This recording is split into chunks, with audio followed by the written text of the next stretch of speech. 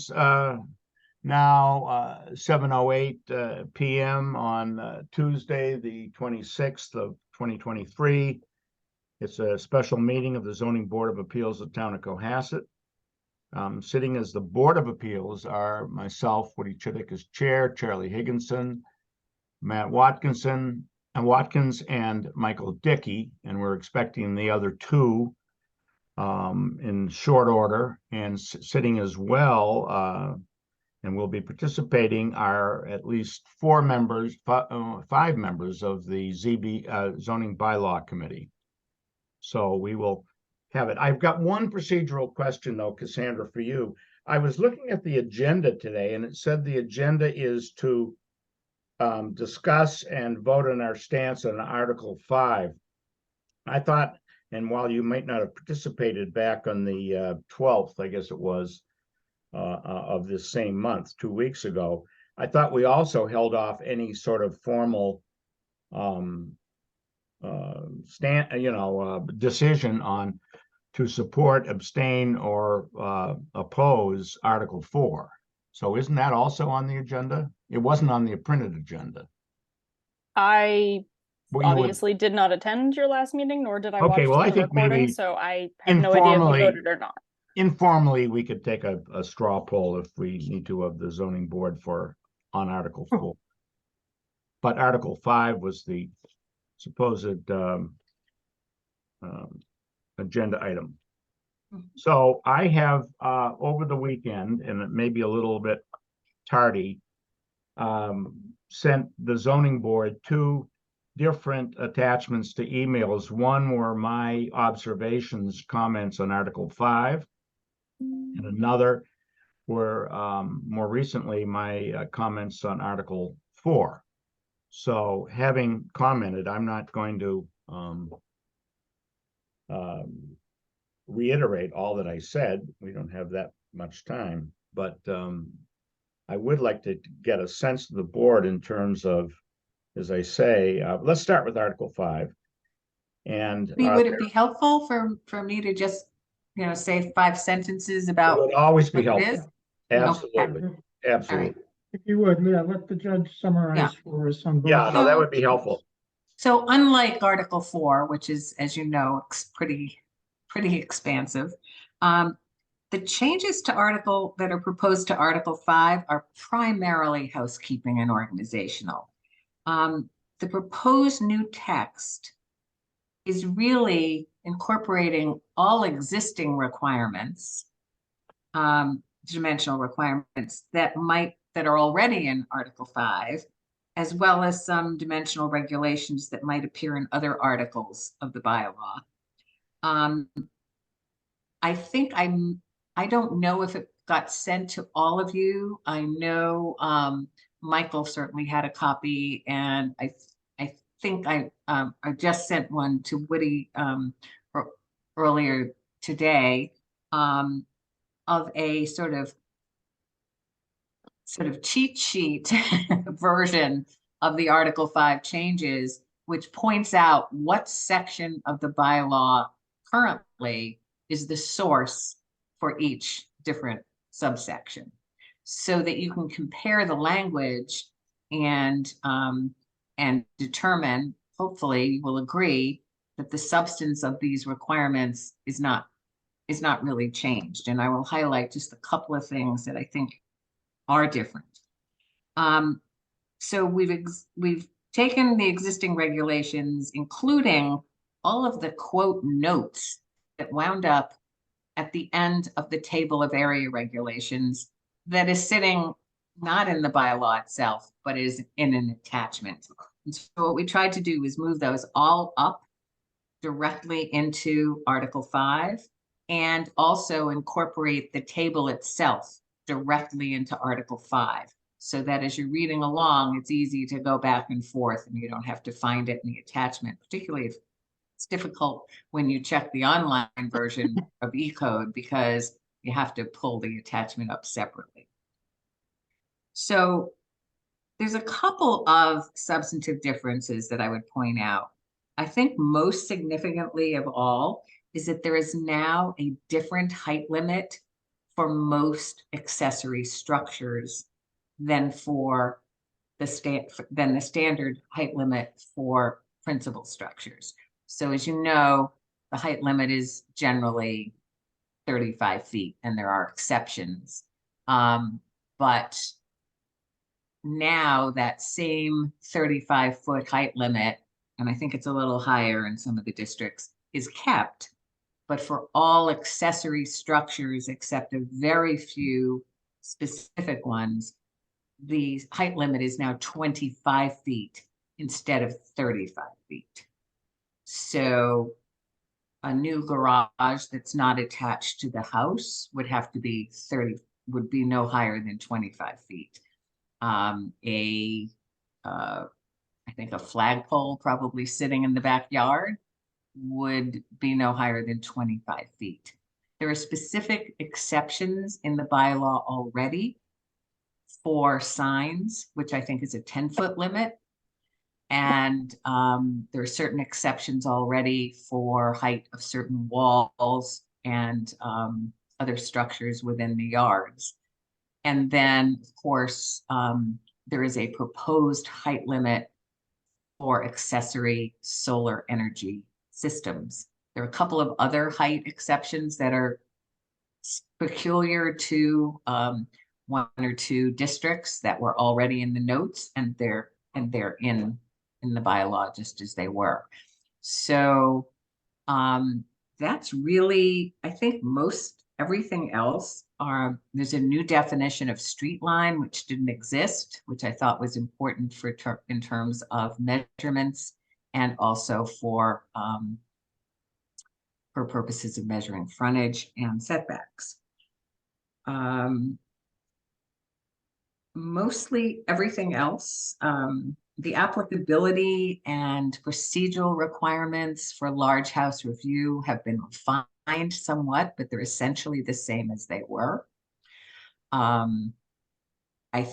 The definition of the residential gross floor area, however, has been altered so it includes more area of the buildings on a lot.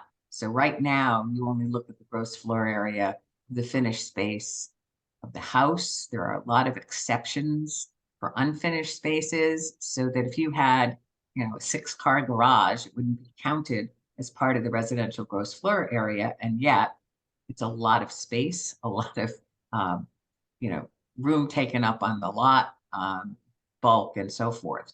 So that the gross floor area now would include all buildings on the lot, the finished space, and unfinished spaces that are necessary to comply with the bylaw for parking, for example. So that's really, other than that, I don't know, Tom, can you think of any other significant substantive changes that have been made? No, this is mainly changes, not only organizationally, but Article 4 is generating different terminology. It's really to conform to the changes that Article 4 is generating. And, for those wondering whether we deal with other substance on Article 5, that has been talked about for a long time, to look at actual measurements at different parts of the table. That is something we're going to take up in the spring.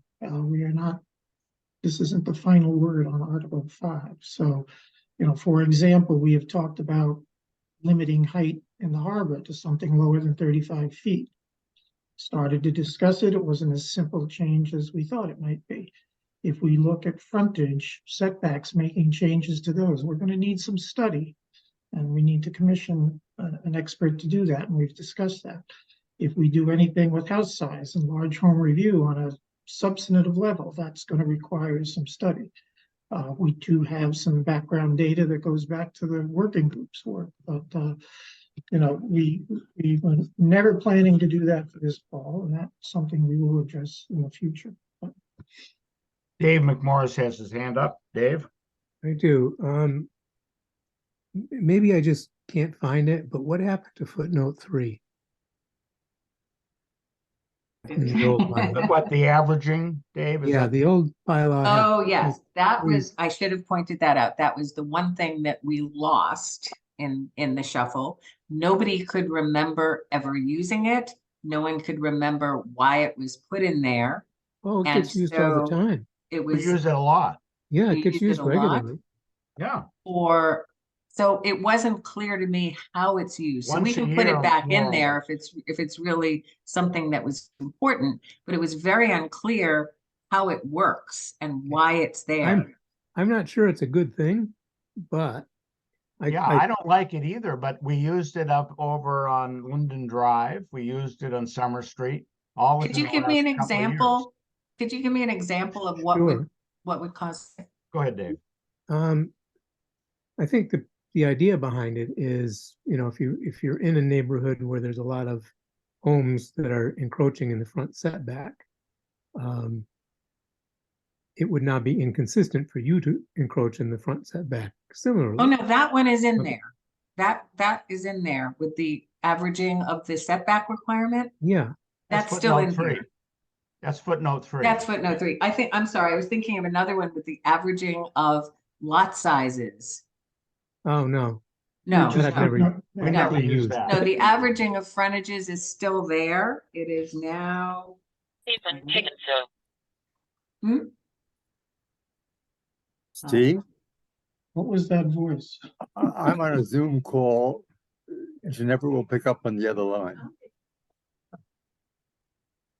Well, we know the culprit. Okay. Okay, it is now, I think it is under B. Could be J. I have a draft here. Gotta get more versions. Yes. Would be 3.5. If you didn't make any comments, we wouldn't have multiple versions. You see, it's in J, What? 5, what? 4? 5.4 J. J. Got it. 5. J, yes. Yeah, that's word Yeah. for word. Okay, Okay. It took me years to be able to find it in footnote 3. Yeah, Yeah. we're really bummed out. hopefully our hope is that this is more logically presented and a little bit easier to find things. But we were the only 6 people in town who knew how to find some of this stuff. Oh, so that could be a benefit, yeah. Right, Mike?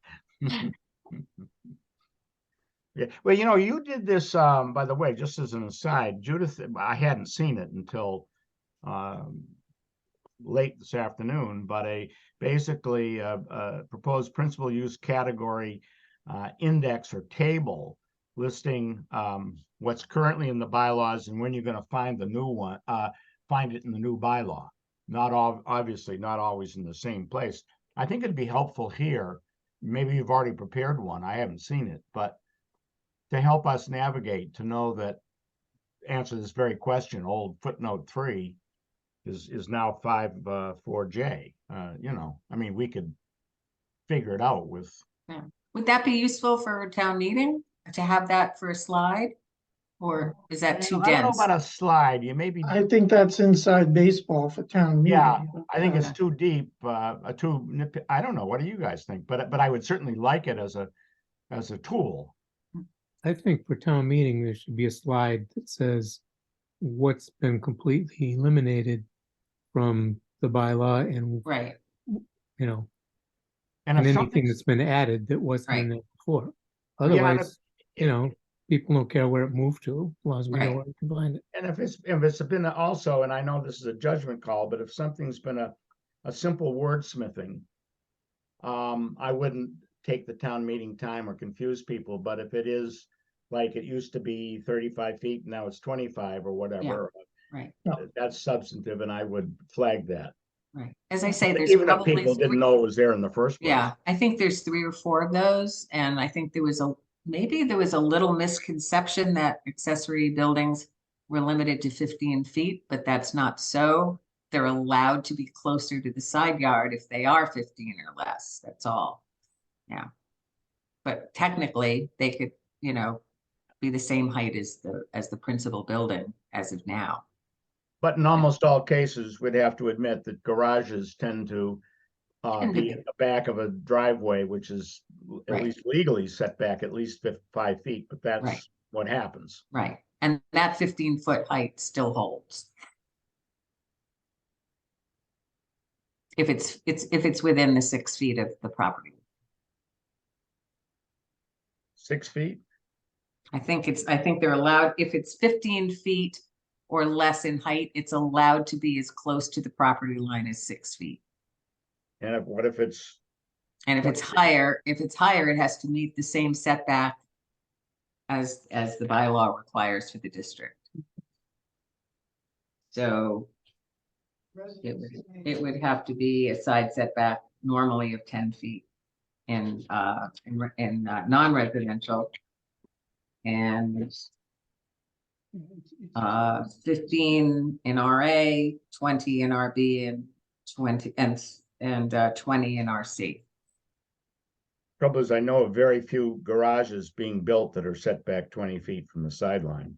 Right. So they would have to be limited to 25 feet. If they voluntarily went less than that, they could be as close as 6 feet to the sideline.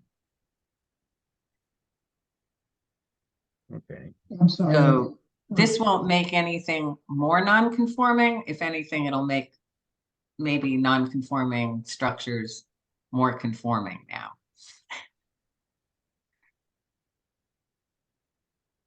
Mike, do you see it that way? In terms of the setbacks.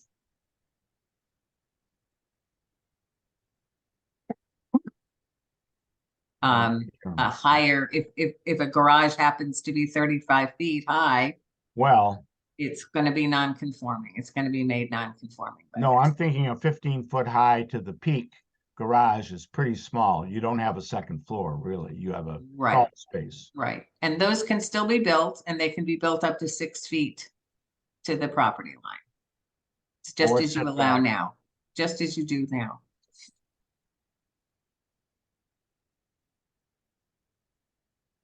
Okay.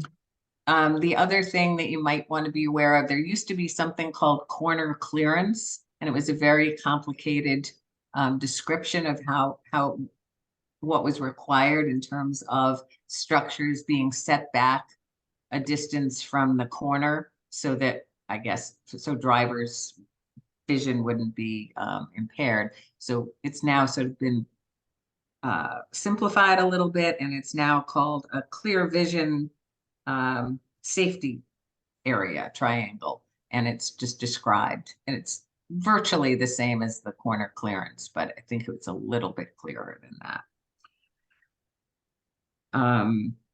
There's a lot of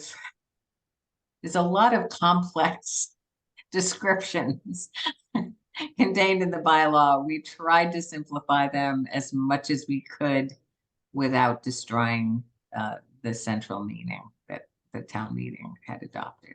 So I've got one question. I can't help myself. In Mhm. terms of lot width, 52C,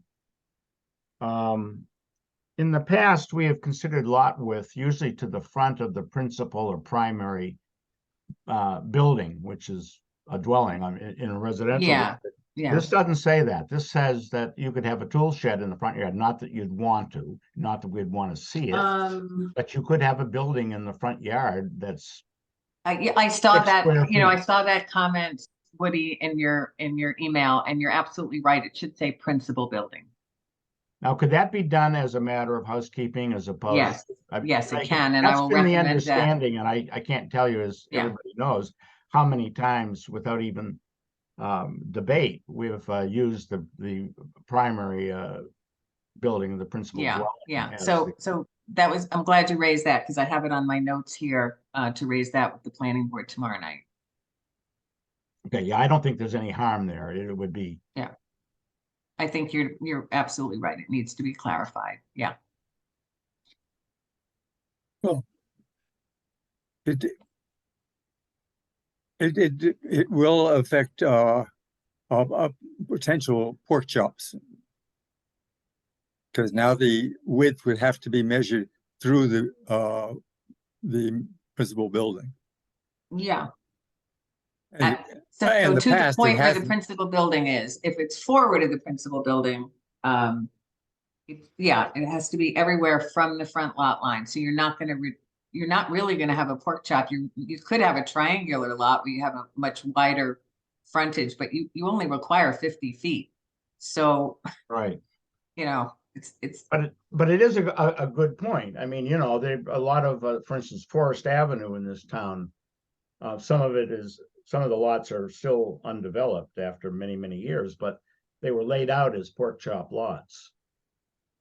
where right, there's but if some they frontage, were, and then I they all hope they're not squeeze in. skinnier than 50 feet because, Well, I wouldn't Frontage is attest to that. 50 feet, but the lot widths would have to be wider. The lot widths today, I'm looking at A and B, are much wider than 50 feet. Tom, yeah, it's Talk double. about- It's 100 or talks about this one. 125. Tom talks about this one a lot, but the reason we have 50 in residence A with a lot width of 100 is for cul-de-sacs, so you could fit more than one house on a cul-de-sac. And what about B and C? Don't they Okay. also have 50-foot frontages? Yeah, we have They 50 do, foot yeah. frontages and we have 125 foot widths in B and 150 in C. All right. Well, width, So, but the so it's not frontage being is still measured, 50. it's not stopping pork chops. Right. No, Yeah. you're, all right, so maybe this needs to be clarified. So lot width is between the sidelines of the lot parallel to the front lot line, right? And you Mhm. have a lot width, say you have a lot width requirement of 100 feet, Okay, okay? The only place where it has to be, I think, the lot width has to be equal to or greater than the required frontage distance. So if that's 50 feet, at all points between the front lot line and the nearest point of the front wall of the building. So in that front part, you could have a much narrower width, but once you have the building, you have to widen out so that you meet the lot width requirement going back, and maybe that needs to be clarified more. yeah, So- lot width must be equal to or greater than the required frontage at all points. To the front of the lot wall. So you could have a 50-foot, you know, you don't have to meet your minimum lot width forward of the building. Okay, the minimum is met at the front of the building. Right, The primary right. So, building. but that needs to, I think that needs to be, at the front of, at the building line. Yes, okay. And that's not a change from what we have now. No, it's not. This is correct, yeah. So it's measured at the building line between the sidelines, but going forward, you just have to have at least the width equal to the minimum lot frontage. So I guess, Charlie, you could have a modified pork chop. It feels like. Mm-hmm. But- Yeah, But Which there which are we some do now. lots where easily meet the 150-foot width, but the best place for the house would be maybe further back and not in 150 feet. And this should prohibit that. So this is more restrictive as to where you can build a house on a lot. well, you have to have a lot width that's at least 150 feet in certain districts, or 100 feet in other districts. It depends Yeah. upon the size of the lot. Yeah. So 100 feet is not terribly wide. It's like, you know, 2 times the house width, maybe 2.5 times the house width. Once you put in your setbacks of 15 feet,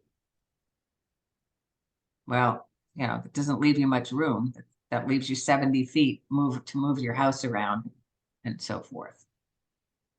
I mean, changing the lot width is, you know, wasn't anything we talked about, but that's something, you know, as Tom said, if you're going to be considering frontage changes and Yeah. and that sort of thing, that would be the time to consider the Or lot even width if- requirement. You're going to discuss those matters possibly for the spring meeting. Would seem to me that this would be another item that should be covered in the spring meeting rather than this meeting. Right, put it on the bucket Rather list. than this amendment to Article 5. Mhm. So it will drop that sentence. No, We wouldn't drop it. We would just clarify that the measurement is taken along the building front of the building line. And therefore more restrictive, which is something it's that's going to be discussed in the spring. So No, therefore, it's don't not make more this restriction restrictive. now. No, I think you do that now. I think you do it now. Not more But restrictive. certainly you could do it now, but if your goal is to make buildings more restrictive in Cohasset, then it's very adequate to fit it in here. I didn't think that was the goal of this exercise. No, it isn't. Well, then why are you doing it? To allow what is now, which is you can have a narrower front yard than the width where your building is. It's not new. It's It's not new. The it's the same entire lot language width we doesn't have. have to go from the frontage all the way to the back of the It's lot. not a change from It's our gotta be current. wide where the building is. Not the way I read that. Well, that's why we're gonna adjust it. If the back of the lot is less than 150 feet, the front is over 150 feet, but the back of the lot meets all the setback requirements, you would not be able to build a house in the back of the lot, even though it might be in a more advantageous place for the neighborhood to be in the back of the lot. That's your Couldn't- current, that's You your current couldn't under the requirement. current bylaw. And the current, all you have to do is have 150 feet somewhere on the lot width. Where do you see that? That's the way it's been interpreted. And that's That the you way only have to have one that's the way it point on the, says. that What? only one point on the lot has to be 150 feet? Yes. We So made, one we- measurement of the lot has to equal 150. the width, someplace in the lot has to be 150 feet, but Oh. not necessarily where you're building. Perhaps Okay, that's an but- incorrect interpretation. Yeah, you have a minimum lot width. So it's gotta be, there's gotta be a particular point that you want it that wide. Otherwise, you wouldn't have it. So in other words, if you had a triangular lot that had a 50-foot frontage and it widened all the way out to the back of the lot and the back lot line was 150 feet, that in my opinion, would not be a 150-foot wide lot. It's, yeah, the way the bylaw now reads is it's measured and it's ambiguous. The measured at Doesn't the say where you actual measure front it. yard depth, which may or may not coincide with the front setback. I don't know what front yard depth means. I think Well- what they're saying is if I you're know what they meant, but right, but I'm thinking, because front yard depth would normally be to the setback line. right. And then that's where the building is, but the building may doesn't be say that. much farther back. So you want to allow, so do you want to allow it? So I think there has to be a decision, either it's measured at the setback line, front setback line, or it's measured at the front of the building. So the front of the building could be much farther back. You could have a much narrower lot leading up to the building. And behind the building, I guess you could go down, it doesn't really say it has to be at all points all the way to the rear of the lot line, but at some point, there's a minimum lot width. So, I gather that you're saying that you have interpreted it so that as long as there's one line across the lot that measures 150 feet somewhere on the lot, then it meets the lot width. Is that what you're saying? Yes. Okay. Does the Let me board think agree about with that interpretation? So I didn't hear trying- that, Woody. I Yeah, said, does the board agree with that interpretation? The Well, problem is the we language. have allowed buildings be built where the building was not within that 150-foot width part of the lot.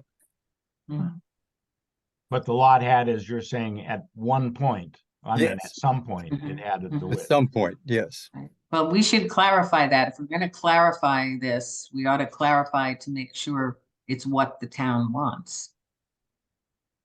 And also that it could be interpreted, unambiguously as much as Right. possible, Right, as opposed to having a, big contest over the meaning of the word. Right. There, along with this Article 5 amendment are necessary amendments to the definitions in Article 2. And I'm looking at the definition of lot width, and it's a mess. Yeah. I And, agree. and so if we If agree we could to, improve it, if we great. agree to what is the usual interpretation in other communities, that lot width is the minimum everywhere on the lot.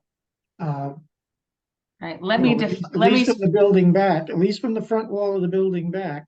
well, all uh, right, that- let that me tell you what, definition- let yeah, me that tell you what the definition needs to change. proposal is. The proposed definition of lot width is the horizontal distance between the side lot lines as measured along a line drawn parallel to the center line of the abutting street and touching the point of the principal building nearest to the front lot line. That's Okay. That sounds standard to me. Right, and that's, and so the line used to measure lot width may or may not coincide with the required front setback line. I agree with That that. sounds like what you've been doing, right? Yes. So I want to make Well, sure, no, except for uh, you added and the lot line width has to be measured somewhere in the building. well, you already have right now, under your current definition, it's measured at the point of the principal build, at the point of the actual front yard depth, which may or may not coincide with the required front setback line. How do you distinguish between front yard depth and front yard setback line? It's either the line or it's the depth from the front of the street to the building. Otherwise, Right. where is your front depth? It's gotta be in relation to the building or the setback line, one or the other.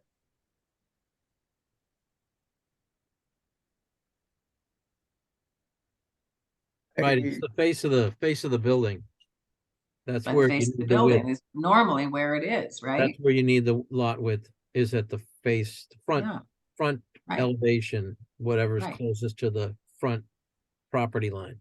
And that's what you do now. And it doesn't say, nowhere in here does it say that that lot width has to continue all the way back Right, for the rest of the lot.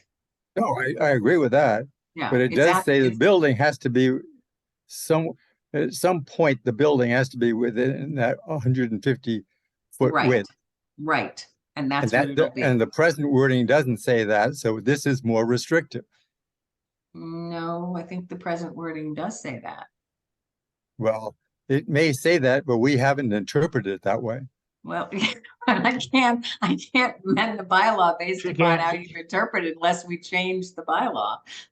you know, it came up on the Windy Hill houses, where the planning board was looking at those for large home reviews. And I think Rich Henderson came up with a 54-page memo on this particular subject. And what we're using, what the judge is suggesting for the language is consistent with practice in that case. Let's see if we can find the memo and distribute it, but then we'd be reading that instead of the bylaws.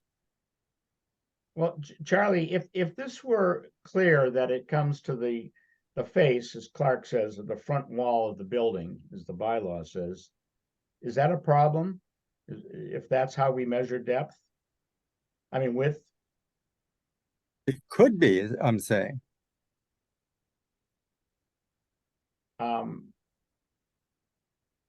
Well, what if I had a pork chop lot and want to put the my house right in the front part of the pork chop? You can't. Right. Well, I mean, like I You said, can't now. the If reason, you've got the side setbacks, yes. Okay, all right. that's what you're but the saying. reason is cul-de-sacs and you know, somewhat the topography and configuration of land in Cohasset to allow narrow frontage, but where the house sits has to respect its neighbors on either side and be as generous as what's required in the table. More generous than shoving it up in the front in within a 50-foot Yeah. width. I think the difficulty that you got is that you probably had this lot width requirement originally. And then when you changed the frontage requirement and reduced it, you didn't adjust the Yes, lot width. indeed. Just to refresh the board's memory, back in 55, when this bylaw went first into effect, frontages were 125 feet. Yeah. And they reduced radically to 50 feet back in 69, I think. But again, I think it was because cul-de-sacs were so popular then, where you'd need 50 feet of frontage or you'd only get one house on a cul-de-sac. And then the exact opposite effect happened, that we stopped doing subdivisions with cul-de-sacs and we went to pork chop lots, which we have today. This doesn't, So, And that is So the I- debate, that's coming up, and, about whether we go back to suburban frontage or keeps 50 feet, but that's not here for tonight, but right. And I would everyone just make the understands. point that if we have been misinterpreting the bylaw, I don't think that we should be perpetuating misinterpretation of it. Yeah, that's kind of my I thinking. mean, that's part of the judge, that's part of Wait, keeping let law's charge. is let to- Dave opine here for a minute. Yeah, I mean, Go ahead, Dave. I think the most important piece of this is to have bylaws that any citizen can understand if they're trying to figure out what they can and cannot do. And as an aside, have bylaws that we can understand and apply in a very clear manner so that we don't get sued over a ambiguous bylaw. There's some things we need to have discretion on. How you measure a lot shouldn't be one of them. Yeah, that's why this is helpful, this because doesn't I give can me hear from great you. concern. There may be exceptions to the rule. I'm sure there are, as Charlie's mentioning, but.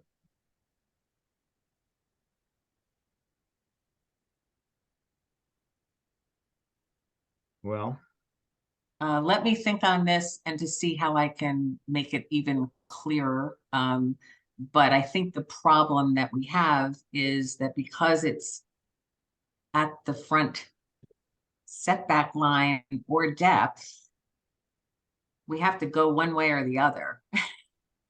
It's either where the building winds up or at the setback line. If you do it at the setback line, that doesn't necessarily mean the house has to be at the setback line. It could be much further back. And as Charlie pointed out, there's no requirement that it be that same width where the house is finally put if it's further back. So it's a consideration to decide that it's measured at the setback line rather than the front of the building. why don't you That makes sense to me. mull that over? My limited experience is kind of the opposite, perhaps, of Charlie's, and that is that most towns seem to measure from the front of a building. The primary. That's correct. Primary. That's correct. Right, And it's an easy measurement to take, right. but I don't know. I mean,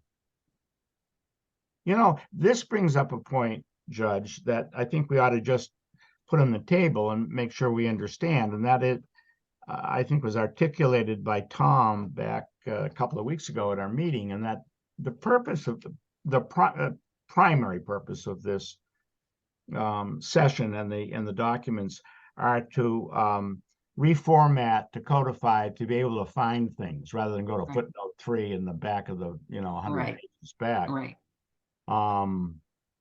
As opposed to substantive changes. Now, there are some substantive changes that have snuck into both Article 5 and 4, and we should point those out. Some of them may be more substantive / housekeeping or bracket housekeeping, and some may be substantive. Mhm. I think that intention is to save the substantives until the Springtown meeting, but we haven't abided by that rule of thumb in every case. But nevertheless, so my initial reaction was, why didn't you fix this? Why didn't you fix that?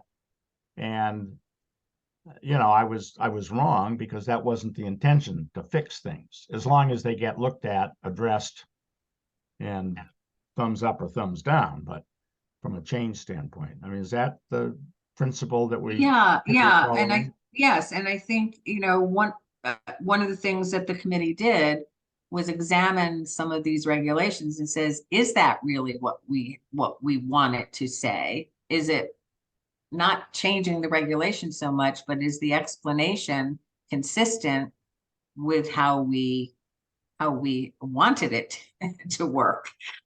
Or does it work? So more of the changes in this Article 5 have to do with trying to simplify some rather convoluted language. It's still a little convoluted. It sort of by its nature sometimes has to be, if there's a lot of exceptions to things. But we tried wherever possible to simplify. I just want to make sure, and that's why this meeting is so good and why the planning board public hearing will be good, is to get sort of outside people's perspective, or just other people's perspectives. Did we get it? Does it say what everyone thought it said? Does it read better than what it now reads? So that's the goal, and there's no way anybody can claim perfection, and so there's always going to be things that are not exactly the way we want, and so if we can fix them and make them better, now is the time to do it. Yeah, I think in being able to cleanse and clarify the bylaw is that there will be a few warts that will need to be scrubbed up as it's done, and some of those might be partially substantive, but they would be on a micro level, not necessarily on a macro level. I think the macro level things would be, or if they needed more study, and they need more information behind it, then that's what would end up being going to the spring, especially if we need a consultant for some of the things, because you have to be able to stand on some background information, but the minor stuff, the macro stuff is certainly, or the micro stuff, excuse me, I think it's just to cleanse and to clarify it, and you do have to make a decision of well, what do you want it to say so that it can work, and be a little bit more clearer for people. Yeah, if it doesn't work because of its wording or is ambiguous or confusing, let's fix it. David, I guess, and if it's substantive, let's just at least make the vow, the promise, that those sort of things will all be looked at, put on the table. It doesn't mean they have to be accepted, but they should be looked at. And because some of these others have, let me give you a case in point. I mean, the thing and I'm not on the planning board, but we have 3 planning board, well, 1 ex-planning board and 2 current planning board members tonight right here. And that has to do with the trigger or the threshold of a large home review.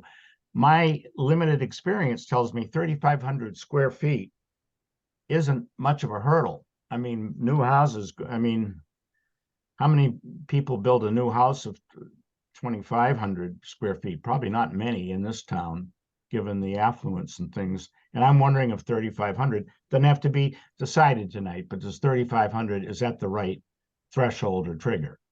Or are we just making busy work for a lot of people that are, and we've seen that with a couple of condos, and we've seen it with some unfinished space. Now, this takes care of that with the RGFA, but some unfinished space in the attic, or whatever, all of a sudden gets finished a year later. Well, Yeah, the big change here is the garages. If they're finished, then they would count, whereas previously garages were excluded. So you're automatically having a 500 square foot or more additional RGFA. And we did talk about, should we raise the limit from 3,500 to 4,000? We talked about it. we'll probably talk about it again tomorrow, but Yeah, I don't think, Clark, you have to do it right here. I would simply Yeah. say from a May or from a spring standpoint, it ought to be at least discussed with some empirical evidence, what's happening with the building permits that are being Yeah. applied for and so on and so forth. That's all. I mean, Remember, there's also a competing thought and proposal to eliminate large homes presently conceived I would, as a complete waste of time. I would, well, you know, where you I, mean the whole bylaw? Hmm. Yeah, and to deal with house sizes in a different way.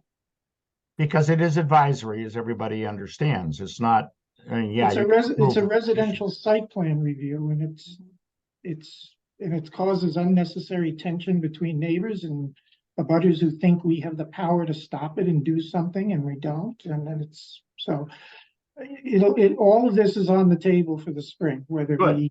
if we keep it in its present form and adjust the number, fine. If we, but there's a competing proposal to get rid of it for something different, so.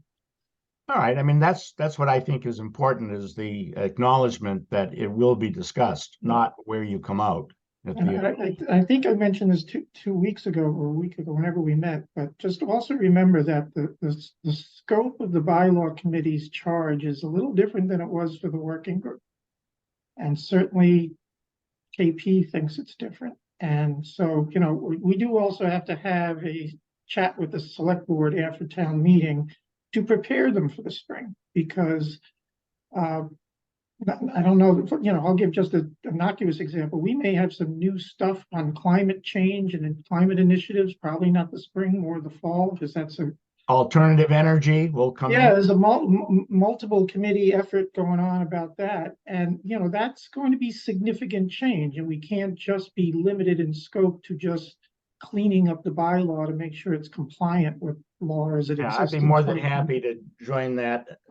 Yeah, I mean, but that initiative or effort. yeah, but again, in the defense, we have made some substantive change, and Article 4 in itself, I think, is a significant substantive change, because we're changing the whole approach to how we're regulating uses, going to broader categories, which we talked about in the working group, as opposed to the laundry list that we have today.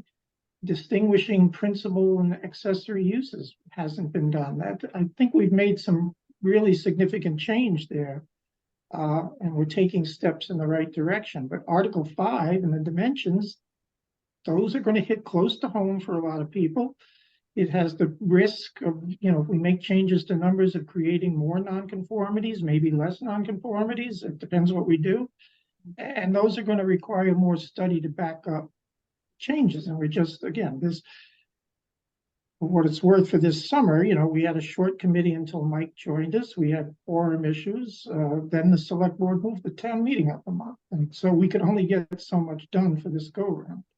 I would like to see some reform of the large home site review, because I know for both the members of the planning board and the zoning board, you spend hours of your life dealing with this, and it's only in an advisory capacity. And by the time it gets to the zoning board, it's just a matter of, does it comply with zoning or not? So but I would say that as we all know, the reason it was put in was when the large home site review bylaw was first made, there wasn't any other bylaws that helped along with it, such as the stormwater bylaw, which came later. So what would happen is someone would go get a building permit, then they would wait the however many days for an appeal, then they would start digging, and the person would be waking up with the fillings coming out of their teeth with the jackhammering, and wonder what happened. And they found out that someone's building a massive home next to them, and there was absolutely no notice or anything. So it was put in to create a pause button to at least let people look at the plans and make sure it complied with zoning, that where it was located and everything was correct. I think at this point, after so many years, it's now time to reform it, because we do have other bylaws that people would go in front of, so that they would get notice. But so it's a matter of, do we want to give it teeth or not? And I think that's an issue for the spring, but I would like to see it reformed, because I do know from the, like I said, the poor planning board and the zoning board, you have to see these time and time and time, and it's just an Well, it advisory isn't so much capacity. the Yeah. zoning board seeing these, but I am sympathetic to the fact that perhaps, and I'm out of speaking out of school here, the primary concentration of a planning board is in fact planning, and it's site planning and subdivisions and, you know, big things, not do you have a 3,600 square foot house that, you know, is whatever's got a finished attic or not. Not that that never should be looked at, but your focus, I think, is going to be increasingly on larger scale, more elaborate developments in this town as the real estate values escalate. And that's where you need time to spend, not, you know, and that's kind of an editorial comment. What I'd be happy to do, and my colleagues, I'm sure, I'd be happy when you're ready to go to the town select board and say, look, I think the charter of the ZBC should be modified somewhat to address forthcoming issues or trends or whatever, as opposed to whatever. I don't know, Tom. I haven't studied that, but Well, that's whenever their first meeting is after November 13th. That's the plan. But okay. Well, I'd be happy to. for- I presume I would support for you. interesting history, you know, the large home review was suggested to us by the consultant we had for the 2004 master plan, the one that never got officially adopted. And it was originally conceived as a special permit process. And the only model we had, the only other town that had anything like it in 2005 was Weston, I think. And we kind of borrowed from them heavily. And our town council at the time said, well, you can't do this as a special permit the way it's written. And so it got switched to what it is, which is site plan review. And then for the next 12 years until 2018, it didn't even have governing standards in the bylaw until the citizen position came around. And then I remember Clark and I sat down and the planning board pretty much adopted the citizen petition the next year. But It was we watered down. were in new territory when this was first Yeah, conceived. But the idea of special permit for houses of very large size was really the kernel of the idea. And I'll tell you right now, that's the kernel of my proposal going forward, how we deal with. And I think you're pointing out the need to refresh bylaws, planning board as well as zoning board bylaws on a periodic schedule, not every 40 years. I mean, well, things, we- you know, we- you we've experiment. Sometimes it works. Sometimes it could be improved. we learned through this process. I think in the working group, we had some expert talking to us, Woody. I don't know if you remember, some guy from the Cape, and he said, you should be looking at these things every 5 to 10 years, not 35 to 40 years. Yeah, the large home site review was watered down to an advisory so that it would be passable. It was originally given more teeth and then it was watered down. Yes. We didn't have the strong support of town council at the time either to do the special permit. So And if you look at the time, go see what a lot was worth back then versus what it is now. The stakes are so much higher for any lot in The town. lot now is worth more than the home was then. Yeah, absolutely. But the stakes are so high right now that if someone has a lot, in order to produce a house on it, you know, and there's so few lots that there are to do that in Cohasset now, as opposed to 20 years ago, that that you know, people are going to try and put the biggest thing that they can there. And by the way, the working group also developed data that internal. We didn't have an expert do this, but you know what the average house size was pre-2000 and what it's become post-2000. Yeah. And post-2000, we've also seen a substantial percentage increase in our population that goes along with the house size. So we have the anyway, data. we aren't going to solve it. Anyway, yes, Okay. just understand that but as long as you're going to look at it, I mean, Absolutely. I think that's what's important. Absolutely. And I'm just sensitive to the fact that you guys, everybody has limited time, and if your time gets chewed up in LHRs, that's going to be less quality time spent elsewhere. That's all. Unless you want to meet twice a week, like Mike Dickey sometimes we do yearns for, but we do, and you should. And by okay, the way, the bylaw committee, to its credit, met 4 times in the month of August. You did. wow. They I- But did. I'm going to ask the zoning board. We've gotten off a bit on LHR at large urban reviews, and that's a digression. Are there other areas within this Article 5 that you would like to either see changed, you'd like to challenge, or you'd like to have some assurance that topic X, Y, or Z will be revisited as we go forth, or as the committee goes forth?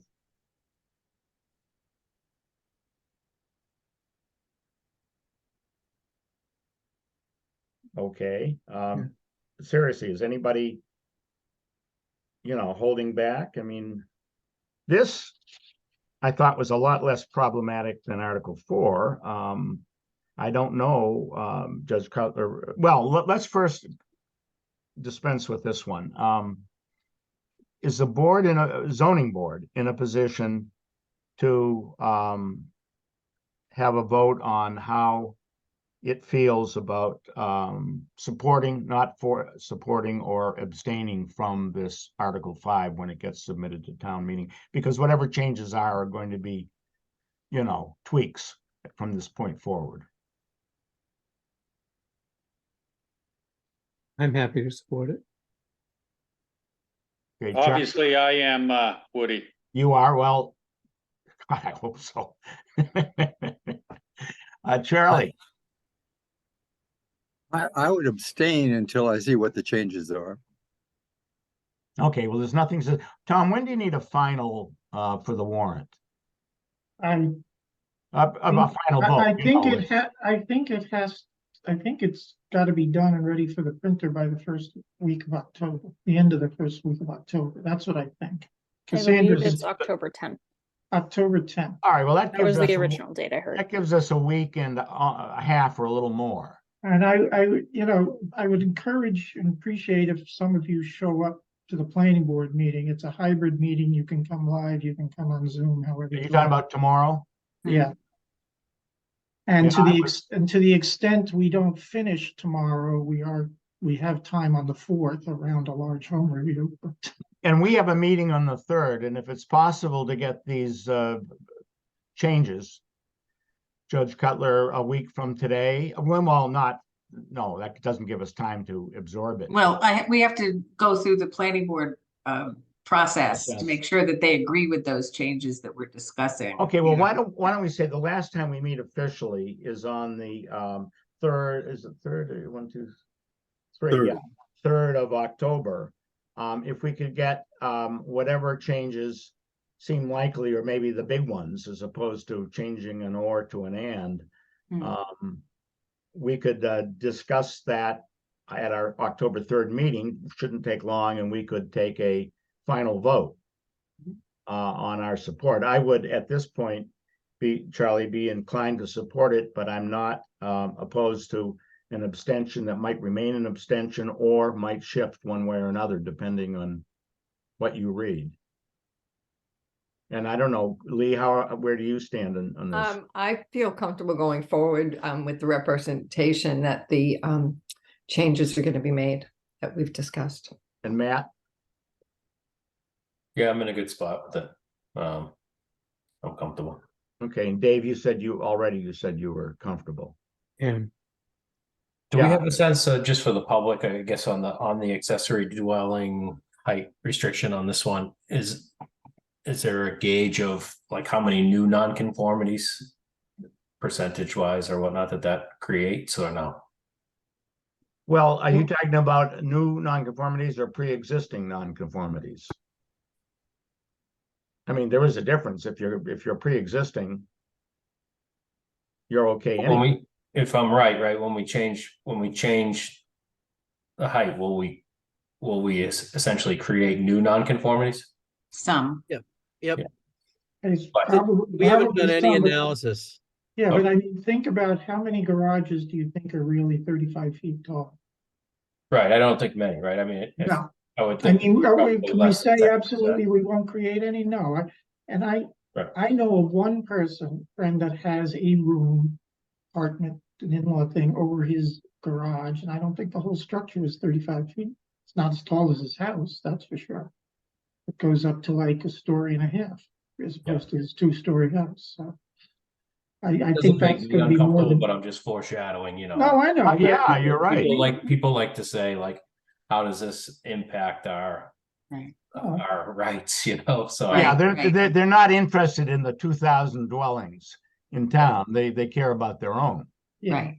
and we can't say absolutely nobody will be impacted, but I doubt it will be significant. What is the impact on somebody that has an already built structure?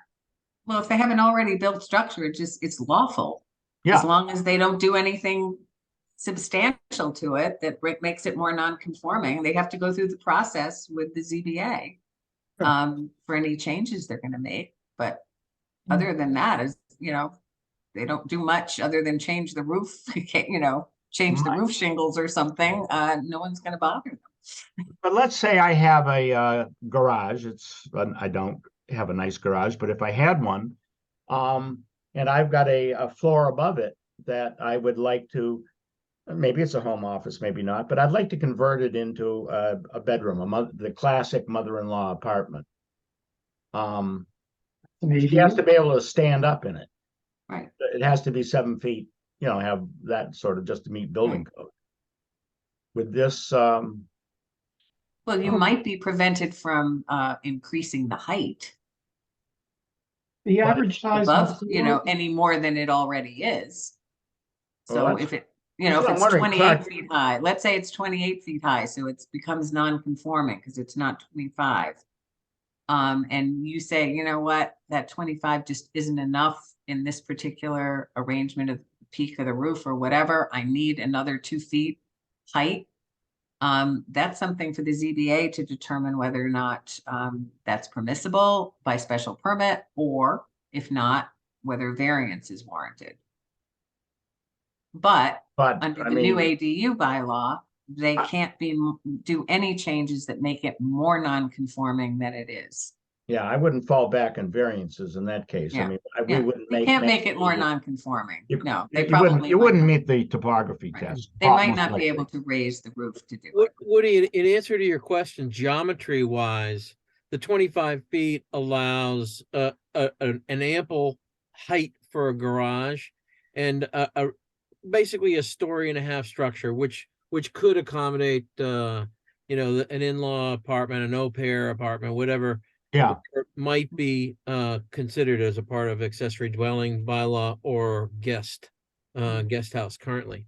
okay, so they wouldn't be Wh- prevented from using that space. Right, No. where we're not covered is for those accessory structures that are close to the property line allowed under the residential Yeah, clarifications. The 15 feet doesn't get you anything. In fact, right, because it gets you a flattish roof. I don't want to Roof. call it a flat roof. which Right. I don't But they think might be people- able to put a sideways addition going into the lot, not Yeah, you close to could the put- lot line, but more into the backyard, for example. Right, you could hybrid it and have a part of the structure that's 15 feet or more in residence A away from the property line that's 25 feet in height. The part that's within the 15 feet would be less than 15 feet. Oh, we have that step down provision in houses. If you're within 15 feet. Yes, Right? and you have Yes. that now. Or lower than 15 feet Yeah, or lower. you can go within 10 portions of feet. a structure, I think it's Right. called. Right. Portions of a structure. Yeah. Within the setback. I'm Yeah, just so both thinking, apply, right? I'm just thinking as I drive around town, most garages I see, new and old, well, forget the old part. Tend to kind of hug the lot line, be within 5 or 6 feet. I mean, you don't see too many driveways that go down the front of in the middle of a front yard. I mean, there may be some, but So those would be limited to 15 feet in height, not the 25-foot wouldn't so apply. you couldn't use those for habitation, really. Not really. Well, you could enlarge them if you weren't making them more non-conforming.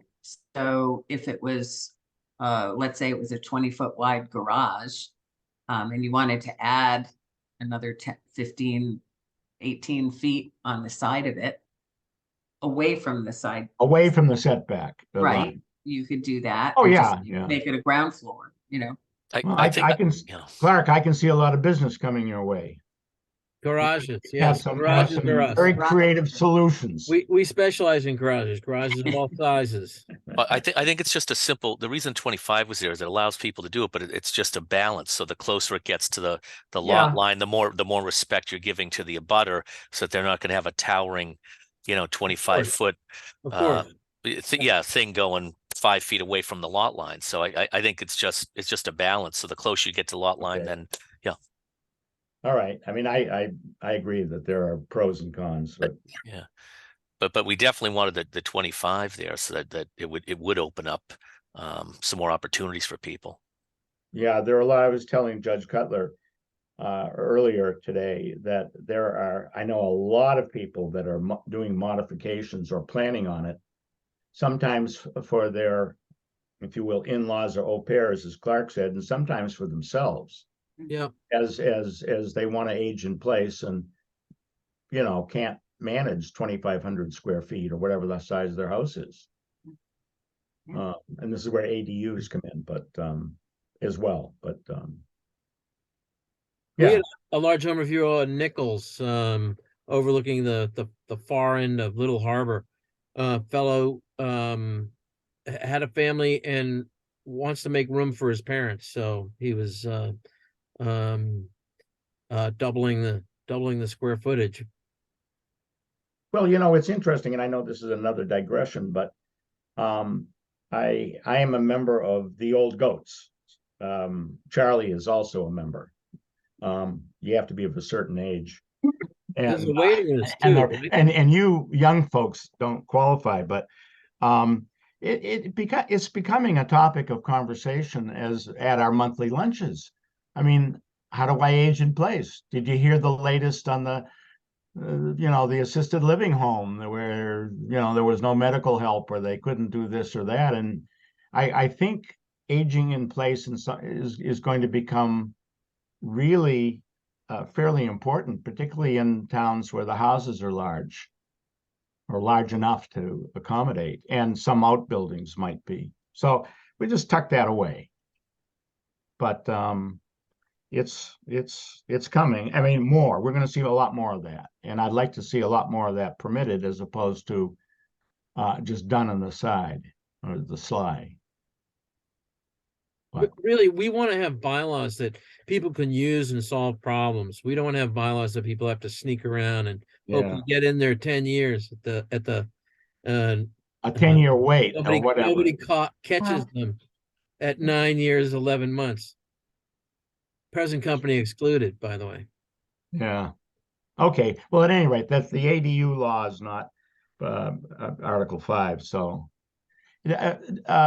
both Cassandra, go ahead.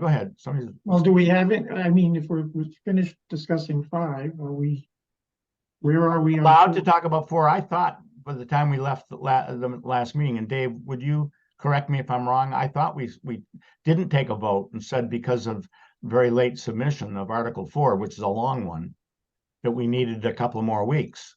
Mm-hmm. It didn't make the agenda. Are we allowed to talk about it if it's not on the agenda? Yes, we may. Okay.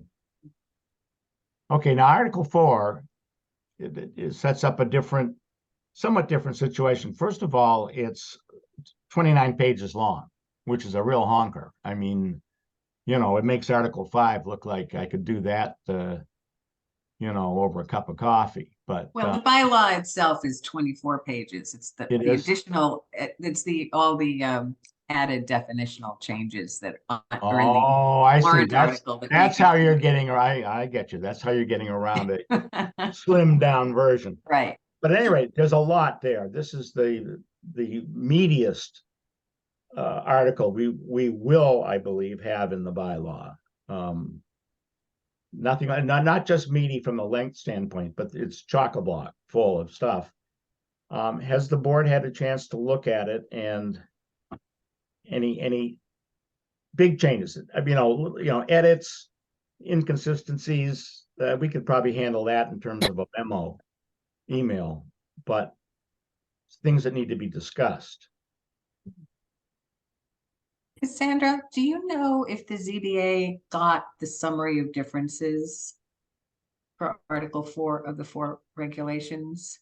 Yes, I sent them that. Yes, okay, so you all should have received something But that I had looks, that, yeah, before the last something like meeting, I this. think I made sure you had that. yeah. And so if you need to consider it, I think this should aid you in what to look for and why some of the choices have been made.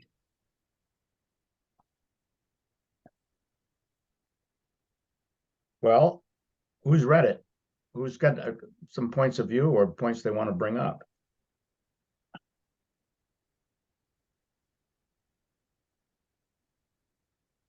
If you don't I have have it, not do you read want me that to, new version. do you want me to quickly touch the highlights, or do you? are Yeah, you- would you please? Because this one Okay. is, All right, so so we had a very extensive diagnostic report on Article 4 and explained some of the issues with Article 4. The most consequential of those issues was dealing with so-called statutorily exempt uses. So these are commercial agriculture, these are religious, educational, and everybody sort of knows about those. Then there are other uses such as childcare centers, such as solar energy, and things of that sort that we had to address to make sure that we would fall in line with statutory requirements. Most of those requirements are you can't unreasonably regulate them and you can't prohibit them. So we wanted to make sure that there was no way anybody could read the bylaw and think that we prohibited these uses because we didn't mention them. I think a good example are solar panels. Everybody in town would probably think to themselves, well, of course I can put a solar panel on my roof. Or of course I can put it in my backyard. But that's, your bylaw doesn't currently really address those issues. So we wanted to make sure that they did. Other uses, childcare centers, there may be people in neighborhoods who are taking care of 2 or 3 or 5 children. Technically, if they're licensed, as they should be, that's a family home daycare. It's a small family home daycare. Well, the zoning act says that towns may allow those by special permit, but if they're silent, they're allowed without any review. So we put in there a special permit requirement if someone is going to have an accessory small childcare center, but also regular larger daycare centers have to be allowed by right.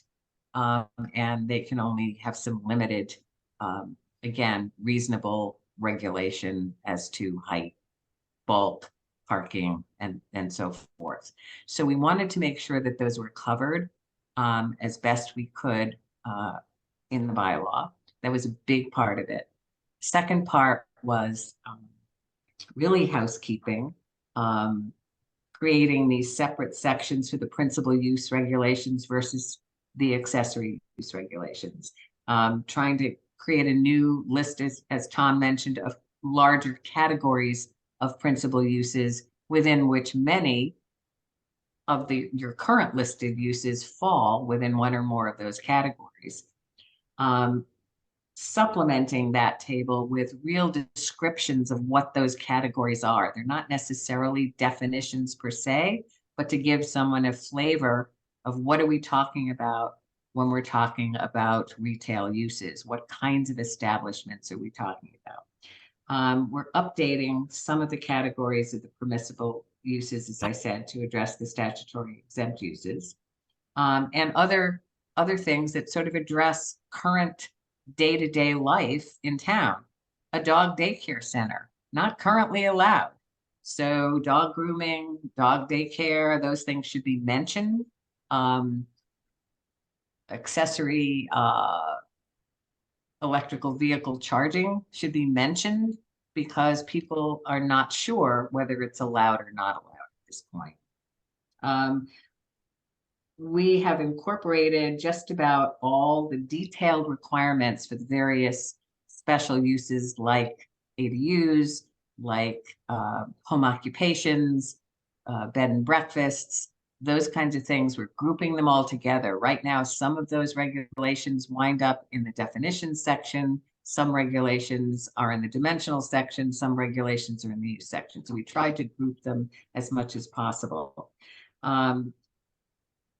We have amended them to remove anything that was regulatory that was in the definition section. That was a definite thing. And then deleting Article 2 definitions that are no longer used, amending them slightly, hopefully to bring them up to date otherwise. The substantive changes. So as Tom mentioned, we established these broad categories of principal use groups and eliminated some of the heavier duty industrial uses, printing establishments and publishing houses and things of that sort. So we're keeping it to the light industry level. We have eliminated lodging house as a use. It's nowhere, it's defined in the bylaw, but no one seems to know anybody who does it.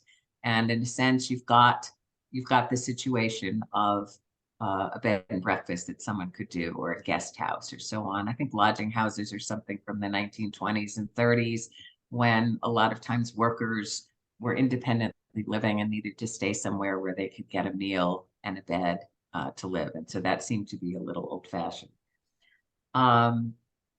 We got rid of power laundry. Let's see what else.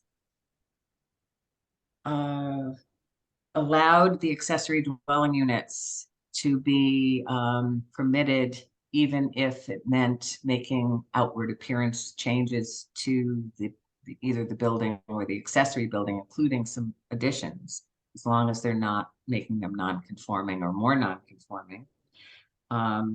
We have allowed them to ADUs to be put in accessory buildings, as we mentioned, not just the principal buildings.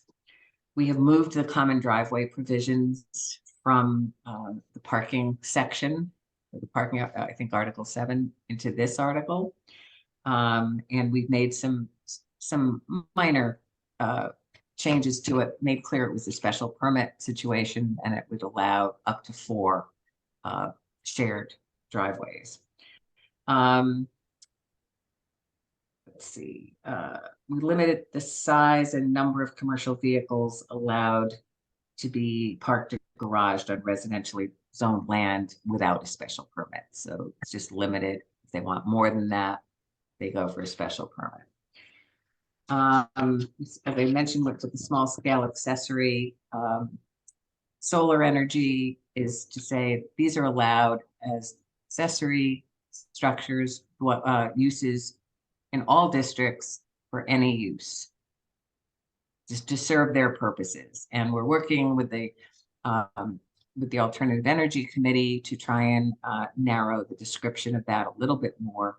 We want to make sure that these are not commercially used, so that you produce as much as you would normally use, and there's always a little percentage extra that you get a little money for if you don't use as much as you create, as much energy as you create, and that's all right. But we wanted to make it clearer, and we're going to propose some changes tomorrow to the planning board. We'll make it a little clearer. These are not in any way supposed to be commercially active uses. That's a different use. That's a principal use, and that will be dealt with in Article 20.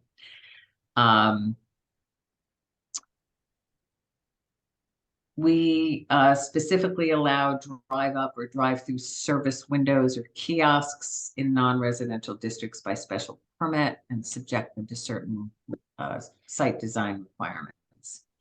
And then we have some other revisions to the inclusionary housing requirements, specifying the particular types of residential uses and developments that are subject to that requirement, primarily because as written, it seems to cover any residential development, but there's no way to get at it, to regulate it.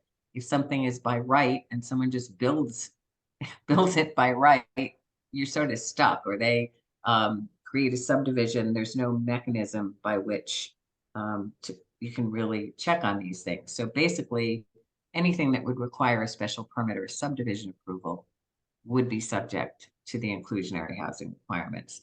There's severe limitation on the options for providing off-site units or providing money instead of actually providing the units. And this was something that the committee discussed at length and decided that really the payment in lieu would only come into play if someone had a fractional unit that was required.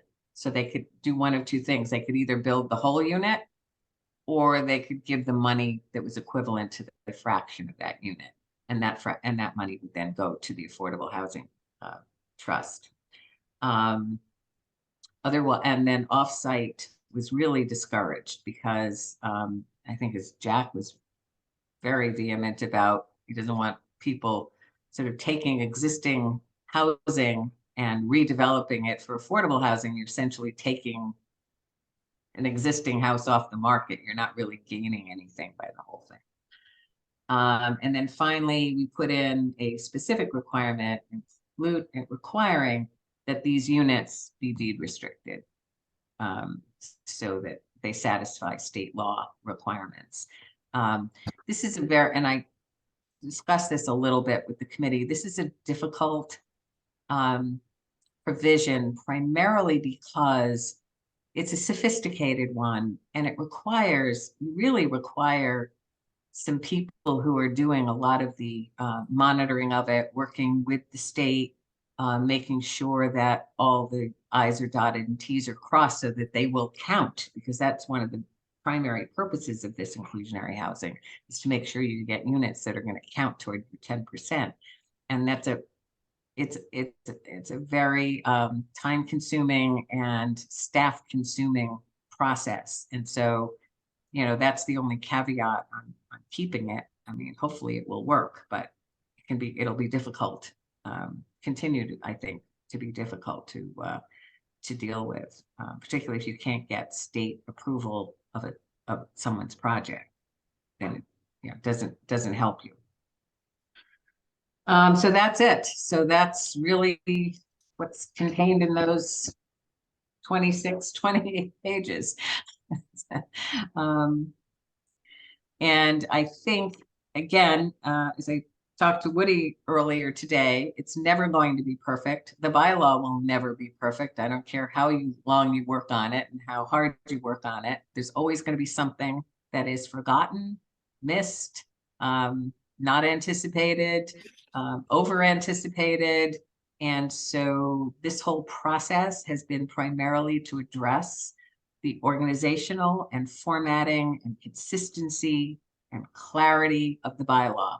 Make it usable at least the way it is now, improve portions, small portions that we thought we could improve and get through town meeting without a whole lot of controversy.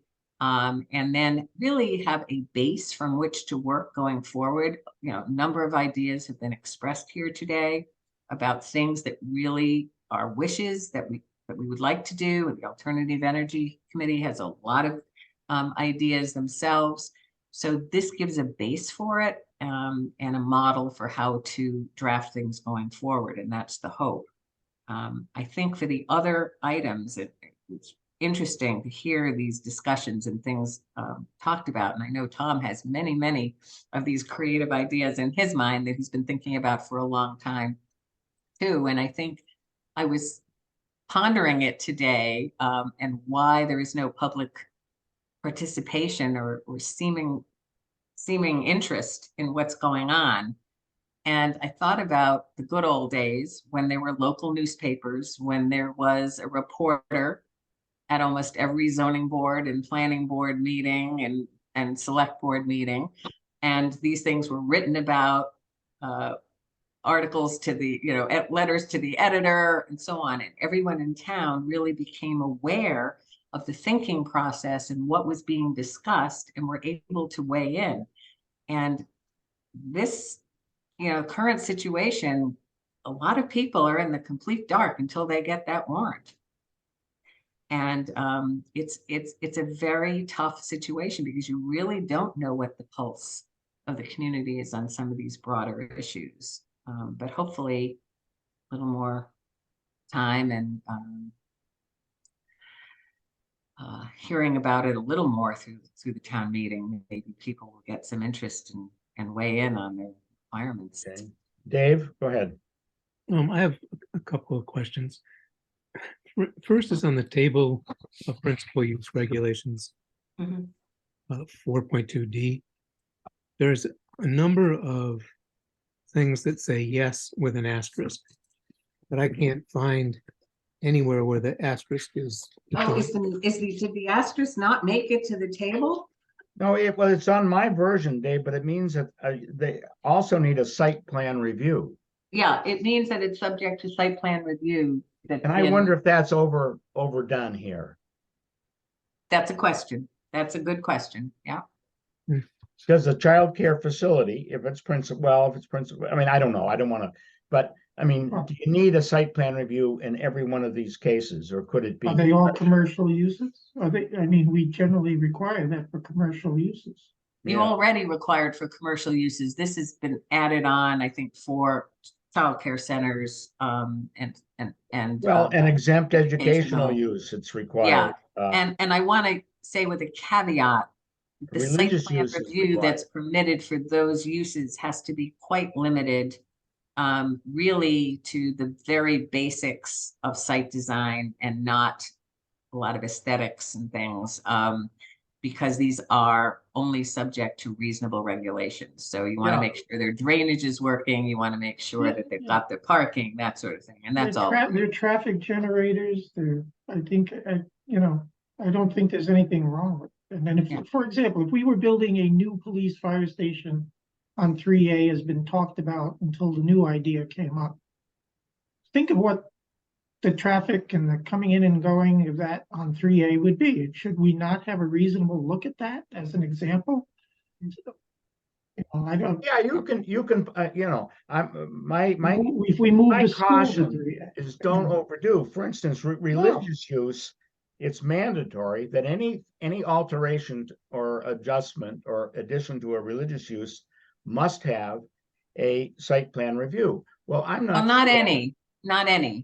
I think in Article 12, that was passed last year, we defined substantial changes that would require site plan review. Okay, so it's in our bylaws. It's in Article 12 now, yeah. And it says, I think it's, you know, an addition of 500 square feet or more, a significant enlargement or change in the parking area that alters the number of spaces. Okay, I will withdraw it because my problem is that the printed version of the bylaws, which I reference, doesn't have anything. Right. I was running into that same problem. I had to rely on the warrant. So Dave, go back to your point. Yeah, I've got two more questions. So hypothetical. Individual, single or with family, decides that they need some financial help, so they move in a bunch of unrelated people into their home. How is that clearly prohibited in here? It's not. If they're living as a single housekeeping unit, so they're sort of sharing living facilities, sharing a kitchen and so forth. There is a long line of Supreme Court cases that say you cannot limit family to blood relatives and that sort of thing. Well, there are, you know, now that's different from a dormitory. Okay, it's not a dormitory. It's everybody lives as a unit, as one housekeeping unit, sharing expenses, sharing all those things. That's different also from renting out a room in your house just to one person and saying, you know, you can share my refrigerator or whatever and have kitchen facilities with me. That I think would fall reasonably within the limit of an ordinary accessory use to a single family dwelling. I think the problem there is that these other individuals are paying money, but if you try to enforce it, oh, we're a housekeeping unit and we're just sharing expenses. Yeah. How do you enforce that? How do you? It's it's been a trial for the past 25 years and trying to figure that out. But you can't define who is a family, you know, who is a single housekeeping unit and who isn't. So it becomes very difficult. Your bylaw currently does not prohibit that definition of a single family. It's a housekeeping As we unit. know. Yeah, Yes, we do. yeah. Yeah, but didn't we try to redefine family at town meeting a few years ago and it had to get withdrawn? Because Yeah, you can't- it's you too can't. daunting to try to say who's a family and who's Right, not. Well, right. Well, some towns do though. Worcester has definitions. That limit it to family members? Well, they define family from the standpoint of activity, as Dave's saying, as opposed to blood. Right, If you're right, paying rent and you've got a room somewhere right. and you're not. No, that's not, then you're Sure. not part of the household. Right, you're right. Right, but Right. they had to put in, I think this all came in because of Holy Cross, or there Mhm. were some apartments or something that were going on. Mhm. And people Yeah. claiming that they were all family, one big family unit. of Right, right, 50 kids. right. Okay. I My mean, third- that's, you deal with that in other ways, such nuisance Well, bylaws and things of that sort, you know. As parking. David know, I won't editorialize, but as David knows, it was not easy. Yeah. We've had that situation. Yeah, My third question is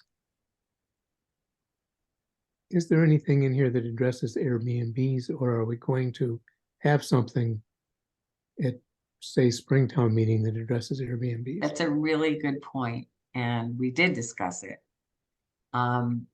It's addressed to a certain extent. Airbnb does not fall within any of the principal use categories other than transient lodging, which is only allowed in non-residential districts. If somebody were to start renting their house out on Airbnb, first of all, it's very hard to find out unless they're really abusing it, you know, changing over big groups of people every weekend and so on. You begin to see it happening. If I could just interject, we yeah. have either 11 or 12 that are advertised now on the web. Yeah. Airbnbs. So- It's the new So thing. it's Tom- not an Right, impediment. right. Tom, Right. you want to, Well, you know, just a little history in that, you know, we tried to send out a survey and got a pitifully small survey result on this, although in the small survey result, people want to have the option of having them, but they didn't necessarily oppose having a tax or a fee associated, which lit up the select board's eyes when I told them that.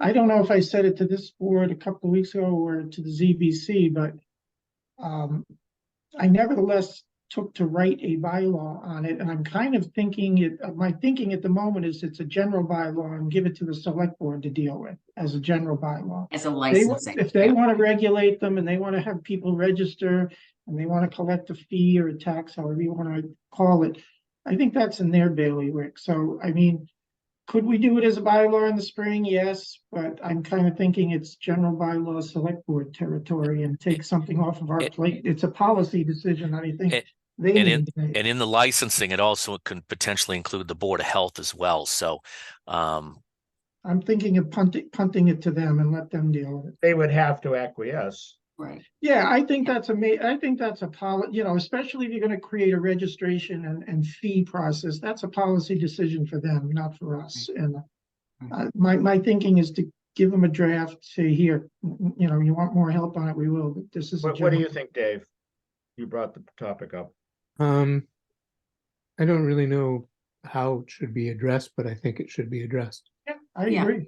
I agree. Yeah, you're agreed, but right now, it would be my opinion that you do not allow corporation to come in, buy a single family house in Cohasset and put it on Airbnb and rent it out every week.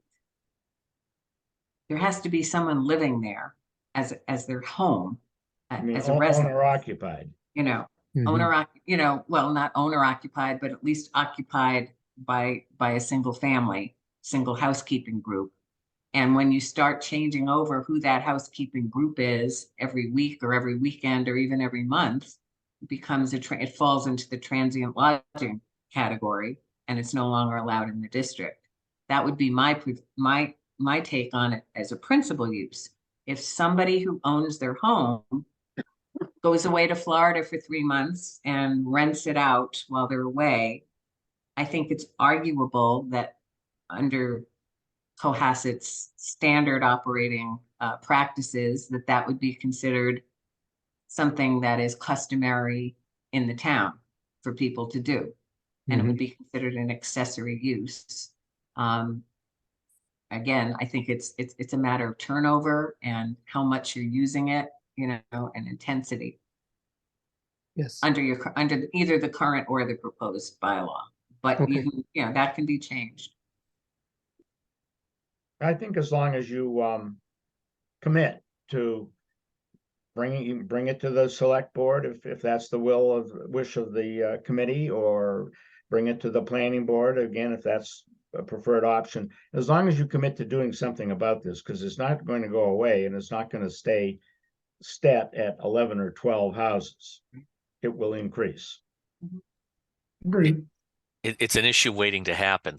Yeah. If there's problems, because when you get to cities, not only did you have people buying properties just for the purpose of renting out the Airbnbs, but you also had many issues in neighborhoods or condo units where people would get them and then they're inviting other people over, and the next thing you know, you've got a block party going on in your Airbnb that you weren't expecting. So I don't think we've had that yet, but it's just a matter of time with the amount that are on there right now. And that's been dealt with in a lot of places by the licensing of these units, and they put limitations and time limits and how many people and, you know, all of those things, and as David said, health regulation requirements and so forth. So Good.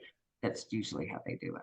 If anyone would like to see what I drafted and wants to help with bringing this to the select board, I can certainly share it with you. I was just looking at it. So. Hey, Matt, we haven't heard from you for a while. What issues might you have on Article 4, if any? No, I think overall I was, kind of looked at it from the lens of kind of which of these are going to make it more useful or harder for us to enforce on a regular basis versus I do know, Woody, gratefully you took a deeper dive on the language piece of it. So that I did look at everything that you put together, which was helpful too. The only one that really jumped at me, I guess, for discussion was kind of narrowed it down to the multifamily being a no in the table versus a SP, and what our logic is for that. Who wants to address that? Somebody from the committee, obviously. Say that again. I apologize. No, in which district? We have it as all of the All three residential districts and the waterfront business. Right, and the multifamily wouldn't require you don't allow them now. Yeah. You don't allow them now. They're still no. They were no before, they're no now. So one of the things that you should be aware of, and I think it's important that we say this at town meeting and the public hearing as well, multifamily dwellings is the next big topic. It has to be addressed this spring. Cassandra, am I right? Are we still on that deadline? Yep. Yeah. Well, So- fall is it's winter, the end of the calendar year is our technical Right. deadline. So at least by fall at the latest, right? Housing And choice so- will be on the spring agenda. Yeah, so you Yes. are going to have to allow multifamily dwellings in at least some district or portion of a district of the town by right. And it'll be subject to certain density requirements that the state has put in place. Oh, is this a state? And Is this a state this is mandate? a state requirement because you are an MBTA community. You're served by the MBTA. And so you're required to put in multifamily housing by right. up to a number though, not. Yeah, I think, limiting. yeah, there's a number that's been assigned as what they think is reasonable. I Well, think I'm- Tom has some certainly as a opinions party of on that. one, as a party of one, I'm not opposed to multifamily, and I think that can serve kind of a number of principles, but a no as opposed to a special permit concerns me, because if it's even, I know that's a substantive change and it should be addressed in the spring, and if so, Matt, I would say okay, but no later than. Well, Because right now we'd have to, somebody would come in and say, I've got these units in the RC district right across from the train station, and we'd have to say no. The bylaw says no. Well, again, I think I brought this up at our last meeting, and I don't want you to confuse whether we allow multifamilies in the residential districts with the housing choice issue. Yeah, right. Right. So again, right after town meeting, the consultants we've been working with on housing choice, and I think I said this at your last meeting, we're going to have them at a meeting at night where everybody's going to be invited so that you hear what they have come up with so far. And I think I told you this, that the plan right now for housing choice is to create an overlay district on 3A within the commercial district or districts, however we handle 3A zoning only. I mean, I like not the kind of, I'm not the person who should be defending small rich town zoning, but this town traditionally does not want multifamilies in its residential districts. It has never had it. It is a no now. It is being a no that is carried over. Well, and the sentiment of the ZBC thus far is to agree with that and continue that. But that taking away no in the residential districts and making SP is a fundamental change that goes against that. And it's a completely separate issue from housing choice. Housing choice is going to be, I can already tell you that from the sentiments when this first came out from the select board, the marching orders are to do the bare minimum of what we can do to comply. And that compliance will be met on 3A. And that's an appropriate place for it. But to cross out any no's that we have and make special permits is not what this town has traditionally done or historically done. I don't think it's what the town wants to do. I think you had to hear the sentiment against 0 North Main Street. Nobody supports that. 0 people support 0 North Main Street. Well, but also there are no, and it's going to fall in your lap as a 40B, and lots of luck to you, because nobody but wants multifamilies are also prohibited in the TB and LI, light industry and technology districts, and why? I mean, I would be hard pressed to tell you where those boundaries are. You can't see physically. The LI district, I believe the only, what do we have? Do we have one on 3A? I don't even know if we do. I think it's down in the harbor. I think it's the end of harbor. It's the marina down there. Marina. Okay. As far as 3A goes, there is a proposal. Again, we didn't get to deal with it this summer because of the accelerated schedule by a month. But, and we talked, this goes back to the working group, Woody. We talked about consolidating the multiple districts in the harbor. And also I've tried to bring on extending that discussion to 3A, because having technology business and highway business and all these other things. We have no technology. Yeah, it hasn't happened. So I'm thinking that we create a single commercial district, portions of which will have an overlay for housing choice. If we continue with TB and whatever else mixture of stuff we have on 3A, I can tell you that the location of the housing choice, given the proximity of the 2 stations, will be in one of the TBs in the transportation, the TOD district, and if there is a light industry on 3A, it will be there too. Well, there is but the objective, but understand that housing choice is a different animal than talking about opening up every residential section in town to multifamily development. There's no sentiment for that, and you will find that out when you deal with 0 North Main Street. I see just a lot of no's, not just in the residential district. The highway business district has a lot of no's to it, which for the life of me, I can't fathom. That it always has. Well, all right, but I think that should be looked at carefully for the spring. That's a substantive change, I'll grant you. And I think it's got to be presented to the townspeople, but as a part, just as an individual citizen, I see no reason to blanket prohibition. I see a good reason for maybe special permitting a lot of this stuff. And I can point to you to examples in the community where you think we all have conscientious, well-meaning boards right now, and that may be true, but it's not going to be true all the time. And I could point to you to communities around here where that isn't the case. And I'll point to you a nearby city, and do you want to become that? They're letting multifamily development go all over. And it might be good for them because probably not a special permit process either. I'm just saying. Well, it's not only a special permit, but they give away variances like candy too. Well, I know, but. Well, that's what you could get if you leave it. Special permit isn't a strong tool as strong as you think it is. It's not going to tell people no. Well, obviously, zoning laws don't work in these towns that are giving away variances like candy. So the zoning laws can be. A special permit isn't going to make that any different. It's worse. And if a community wants to develop that way and let it be open season on development, knock themselves out. I hear that is the sentiment in perhaps one of our close neighbors, but that's not what Cohasset has always been. And I think it's dangerous. You and I have been around a long while, as most people on this phone call have. And I would have to say that, just speaking for the zoning board, we've had some pretty good citizen representatives who have really cared about the town because they live here. And I'm not talking about myself. I'm going way back. The days of, Barbara Power and I get it. I don't disagree with you, but you can't. All those people, Myrna Putziker, they weren't anybody's fool, and they weren't frivolous.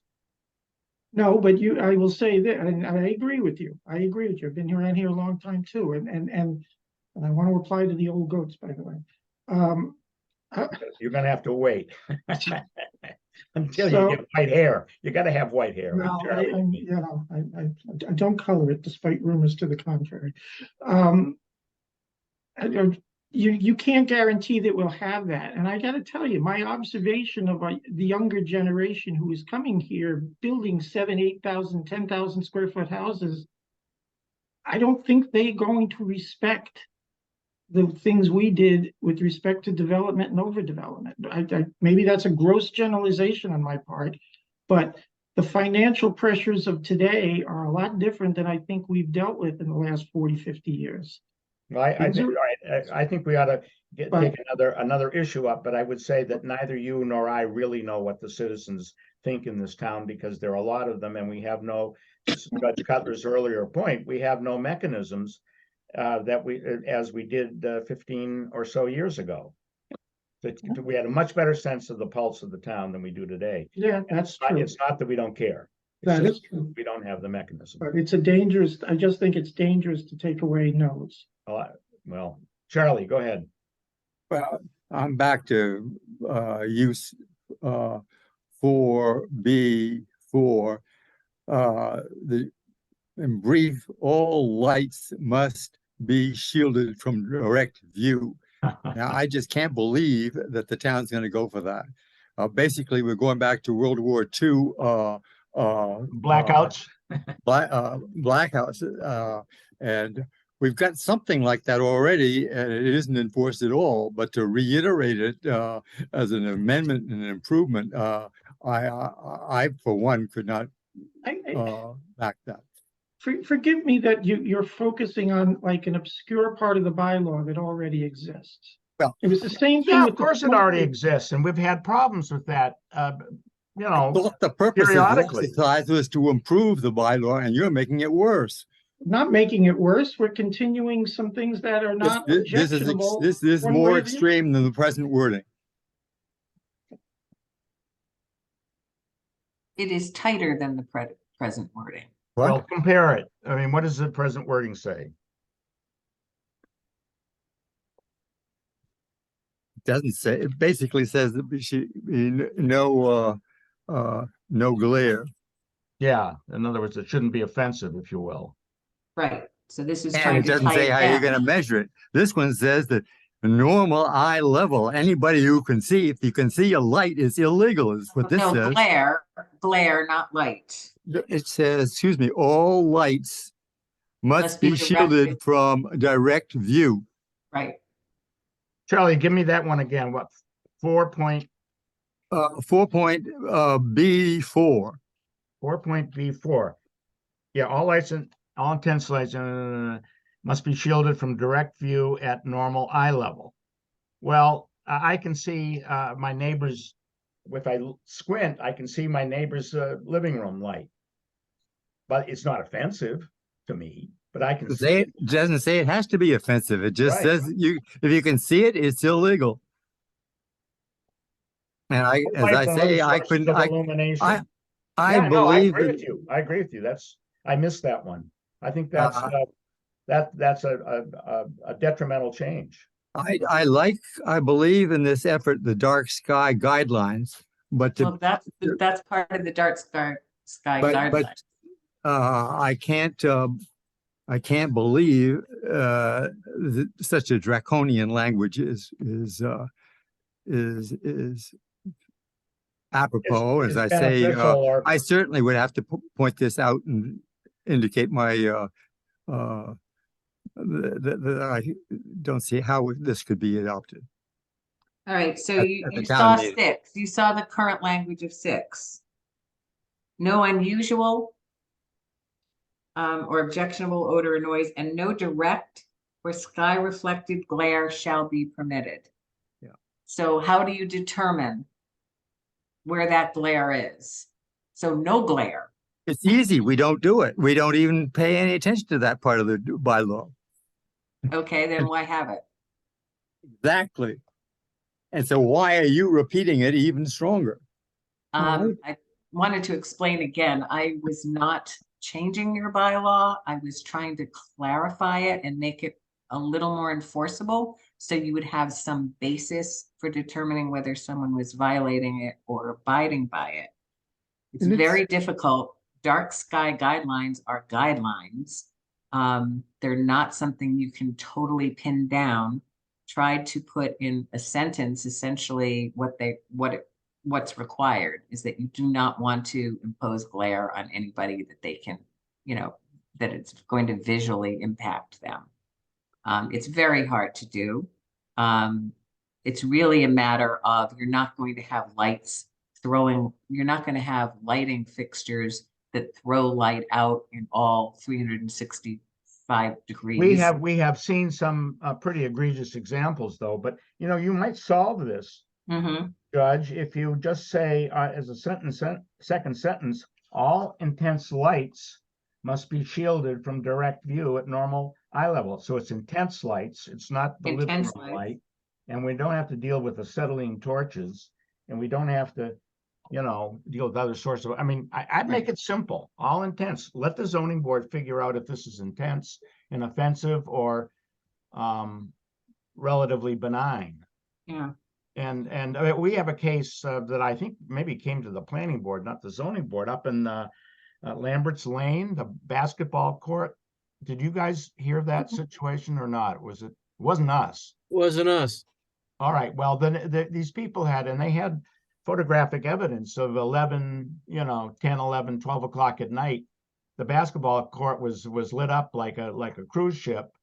And this was taken in their backyard. It was lit up like day. Now, I would, had it been before the zoning board, I'd say that's intense light. That's visible at eye level. But I wouldn't want some neighborhood dispute to morph into, gee, I can see the doorbell light and, I'm going to sue you. That stuff is silly. Dave, go ahead. I think this is it's an important provision. We dealt with this a little bit when we did the 135 South Main project, because the neighbors were very concerned about the lighting. And among the conditions that we put in were that there would be no light off the property lines. Yeah. But I know from experience, which we do all the time. I lived in a house once that was next to a nursing home. and they had floodlights up on the side of the house, and they were pointed right at my house, and it was really unpleasant, and there was nothing I could do about it. And I do think it's important to have those kinds of regulations. I think we dealt with one, it was a structure issue of some lamp posts that were too high or something. And one of the neighbors, in retaliation, put a spotlight pointing at the other person's house and left it on all night. We do need to be able to deal with that kind of stuff. Jump in, yeah. For special permits where we get photometrics for a new complex project, we require that no light means, basically 1 or 0 foot candles at the property line. And so that doesn't mean you can't see the light from a distance or up close, that at the property line, but that it be reduced to almost nothing in terms of intensity. Yeah. At the property line, so that you don't get the ability for people to put a spotlight in into their neighbor's room. No, I could buy that, Clark, entirely. And I think what Dave is alluding to, we've had one, maybe 2 situations where this was sort of a feud situation. People didn't like each other. Then the lights took over. It wasn't that they didn't like the lights, they didn't like each other. And we had to, Yeah, we don't want it to be a tool for spite. Right. Yeah, maybe it's some Or language that can be maybe I it can be think- refined in some way so that it expresses it a little bit better. But I do think that is something important. I mean, if we remember in town, it might not have come to the zoning board because it was handled another way.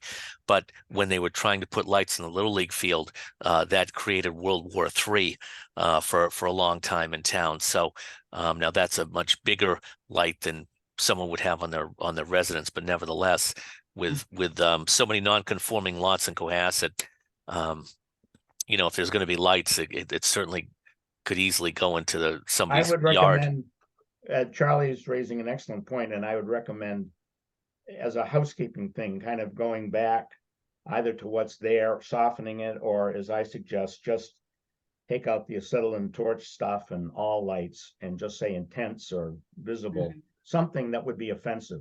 I mean, Or keep as I don't is. think nobody would object to that. It's not like. Are you having trouble with it as it is? Does anybody dispute what it means, or? Yeah, well, we have the issue as a part of our criteria for the large home review. So we talk about it a lot. I mean, every project I say, you can't have any spotlights shining into the neighbor's bedroom, period. Oh, no, we don't, sir. Do you want to repeat that language then here? I mean, would that be? Let's see where that is. In the criteria for large home review. Yeah. I believe that Lighting, I've Phoenix, got it. Arizona has some pretty good zoning language on this subject. Though I have read Don't have that. to reinvent Not the ready wheel. for- Well, What? here's what it does say. C 5.3 C, and then little c, 1C. Lighting. Exterior lighting shall be only as needed to accomplish safety and design objectives and shall be arranged so as to minimize the impact on neighboring properties. Okay, that's kind of vague, but I think it gives the zoning board something to apply if it's having an impact. I've been Dave? trying to find that, Woody. Where is that? Okay, it's well, actually on page 29, but it's 5.4.C1C. How about that? 5.4C1C. Okay. I don't have it. You It don't have seems to me there's something else somewhere Yeah, dealing with lighting, because we referred to something when we did 135 South Main. Was it maybe in the special permit? I think it talks about spillage, right? Yeah. yeah. Where was the Spillage. spillage thing? I don't see it here on their special permit. But I'm Dave. I agree that I think it's somewhere else in here too. Because we have used that that principle of spillage, that it really has got to, as you said, it's got to stop, or Clark said, it's got to end at the Yeah, also called boundary line. light trespass. I don't know if we have that phrase in here. That's a little more difficult because somebody's light could, effectively light up their neighbor's property without being intense. It's just that it happens to spill over if their lights are on. That's Well, it we isn't- probably, Judith, isn't- don't have to wordsmith it as much as say, look, this needs to be fixed because Yeah. it's, I can tell you it's a problem that comes up okay. All once right. a year anyway before the zoning. We board. will look at that. Yeah, I mean, if somebody shows up with a light meter and it's 20 foot candles at their property, that's too much. So you can qualify it. Yeah, I think it is in the Wait, maybe- special, I'm sorry, it's in the special permit section. It's 12.4A. It says signs, comma, if any, Before. comma, proposed exterior lighting with reference to glare, and that no Ah, excessive noise, vibration, light, dust, smoke, heat, glare, you're right. or odor are observable at the lot lines. That's That's a what catch-all. we've used. Yeah. Observable at the lot lines. And we've not been, jerks about it. I mean, there's little observable and big offensive observable, and we concentrate on the latter, not. I mean, a lot of this stuff, applying zoning bylaws, does require judgment call. You have to understand the neighborhood. You have to understand the circumstance. It's very Right. hard to write a thou shalt not or thou shalt in every case. It's an interpretation. Yeah. Okay, I will make some suggestions to the planning Okay. board tomorrow night. Okay, You have to trust us, even after I'm gone and Charlie's gone and Dave's gone. We still have Mike and Lee and Matt to represent the interests of the town. It's people, so. now you have to make a judgment call at one point or another, and unless you have very specific requirements that could take a long time to come up with, that's foot candles and, where is it located and so on, and they can be very, very detailed, and a lot of cities, as someone mentioned, have those kinds of details. Well, those are also how loopholes are created. And you It's need so measurements. specific. You need measurements too. You need a Yeah. meter to measure the light, and it's. I like the Ringelmann test Yeah, for yeah. smoke or whatever the hell. Yeah, yeah, right. Whatever that Is that is. sarcasm? Woody? That's sarcasm right there. We did a Yeah. lot of research trying to figure out what it was, and nobody could find it, Nobody in this, the Colorado School of Mines or U.S. Bureau of Mines. I mean, really. which is no longer in existence, by the way.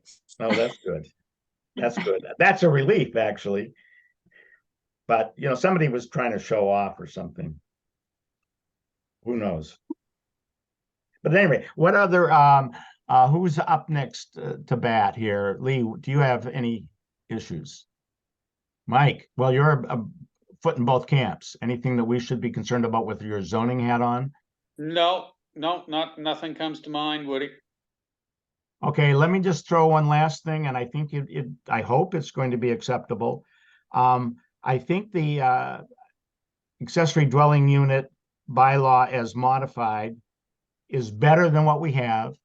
It's not as good as it could be. And if we could get sort of an informal commitment, if you will, on the part from the committee to look at some of the suggestions I've made. There are only a couple, and some of them are simple, like the forget the 10, no more than 10 permits a year. I mean, we got 2,200 units of housing in this town, single family dwellings, and that's half of 1%. I don't think anybody's going to be threatened by that, but I don't want to adjudicate or debate that here.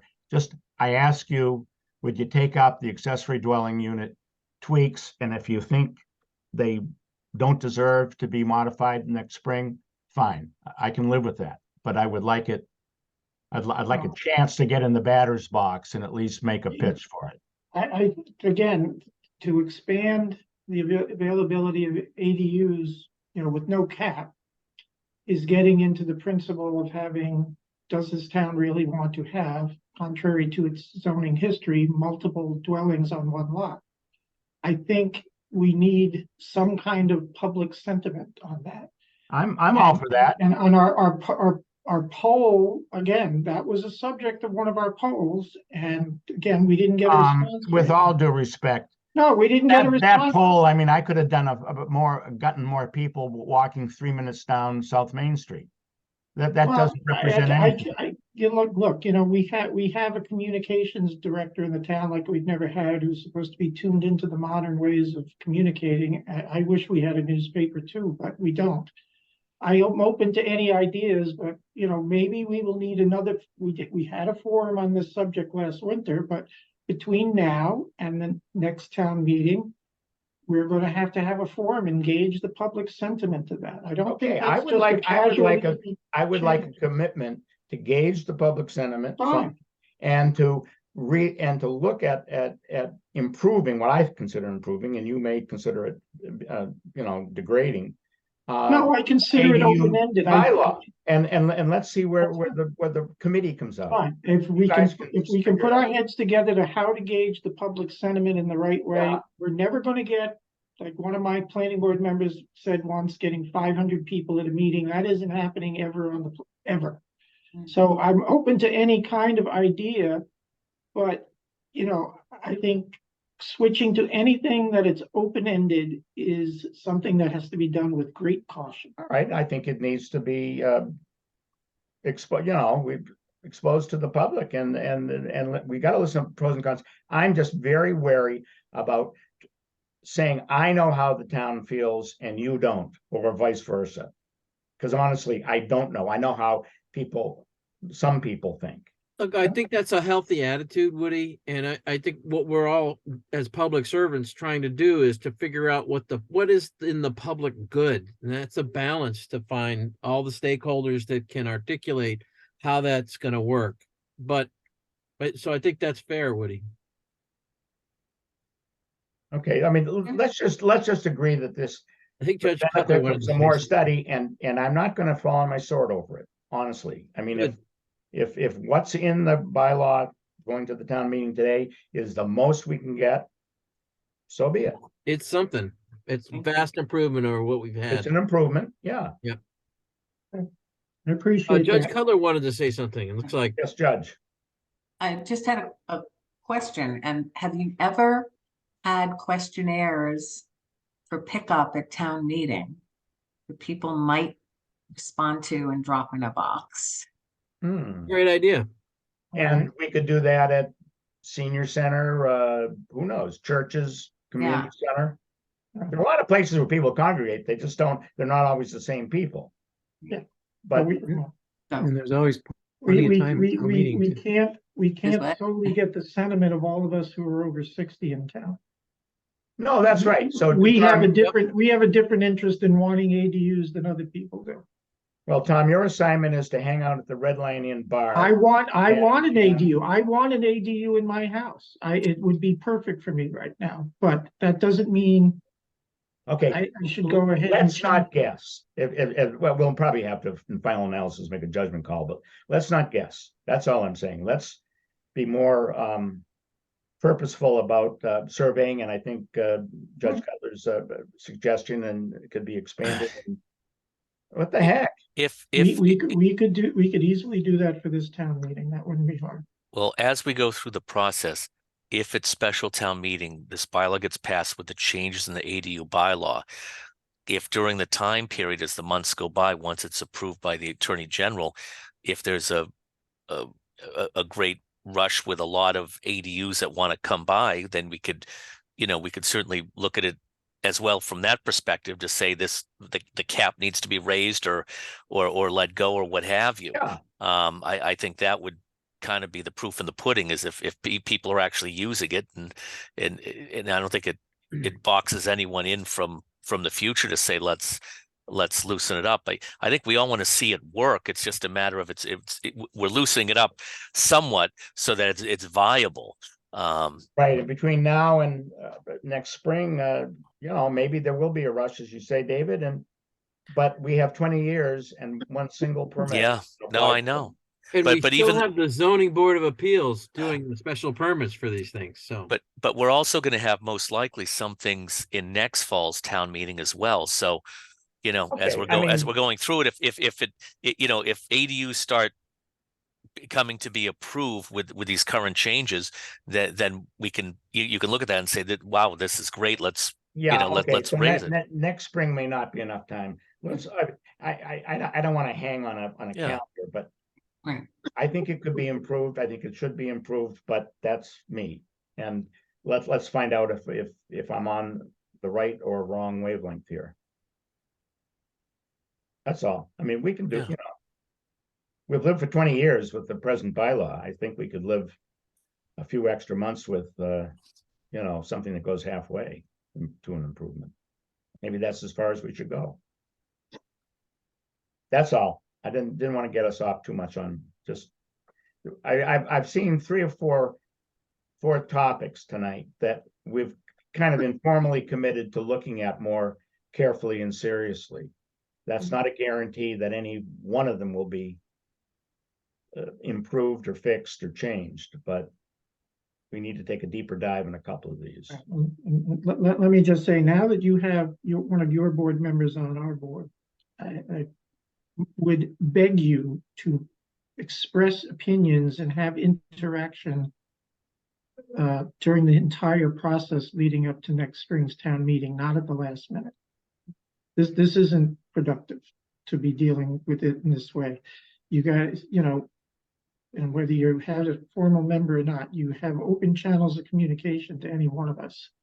And you deal with this on a regular basis, just like we do on the planning board. And we should be hearing from you as problems arise in your board, if a particular issue all of a sudden comes up, and there should be an open line of communication. But now that Mike's on our board, I expect that to be happening.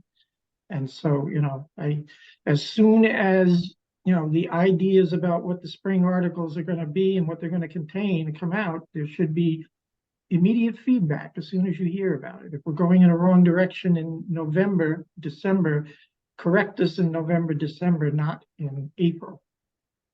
That's Well, all I, you that's know, all I ask. Woody's been very thorough with his feedback, I gotta say. Yeah. Well, yes, he's thorough, but in Well, Tom, mid-September. I got a gave us- 26 or 29 page document on Friday, and I worked on the weekend because I Yeah, understand. did it's on obvious you worked on it. I mean, if that is dragging my feet or being. No, it's that the point is, you know, No. I've asked you to be part of this process for a long time. I know why you and the committee weren't, you and your board weren't for a while.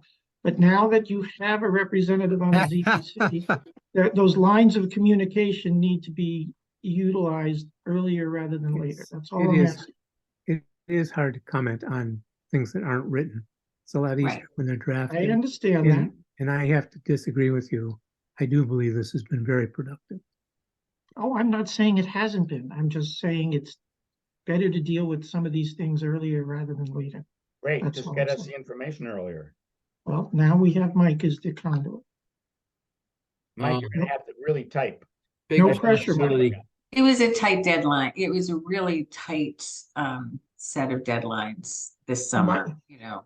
And you may not want to, We but by the really way, had to push the metal because it was just really 2 months of intense work. And it's my feeling. I will tell you this, Clark and I try to report to the planning board on this stuff as we're going along all the time. And I guarantee you tomorrow night, I'm going to hear things from out of the blue from some of the own members of the planning board. Right. And I realize there's never perfect communication. I'm only asking that it just be much more give and take throughout the process rather than at the end. I understand what we. A friendly invitation, sounds like, Yeah. Tom. That's what it is. Good. Well, I took it as an invitation anyway. I'm a friendly guy. Friendly? I don't know. Friendly. Dave, go ahead. We'll Dave work on the McMorris, friendly make a part. comment. I know you, there was a lot of pressure for you guys to get this out when you did, which is fine. And it was a tight window for us to review it, which is also fine. And we did. And we just had a special meeting to get things wrapped up. So I appreciate it it. may not be the Appreciate it. world's best process, but I think it was a pretty good one. I appreciate that, David. I'm not saying I don't. I'm just trying to make it better for the spring, because there's gonna be a lot of meat on the bone in the spring to deal with. Good. All right, anything else on the part of it? Mike, how about you? Oh, no, I've already asked you, and you said you didn't really have any other issues that, Matt, just going around the room? No, nothing else for me. Charlie, anything? Nothing more, What, you have more? nothing more. Oh, nothing more, okay. And Lee? I don't have anything. I just think that it's important that we can all come to we can all endorse these amendments at town meeting, because I think it confuses the general public if we're divided. So I hope we can work towards being able to support them and having our support in writing in the town warrant. Okay, now I think that if we have until the 6th or 5th, when the warrant closes, Cassandra, we could decide on the 3rd.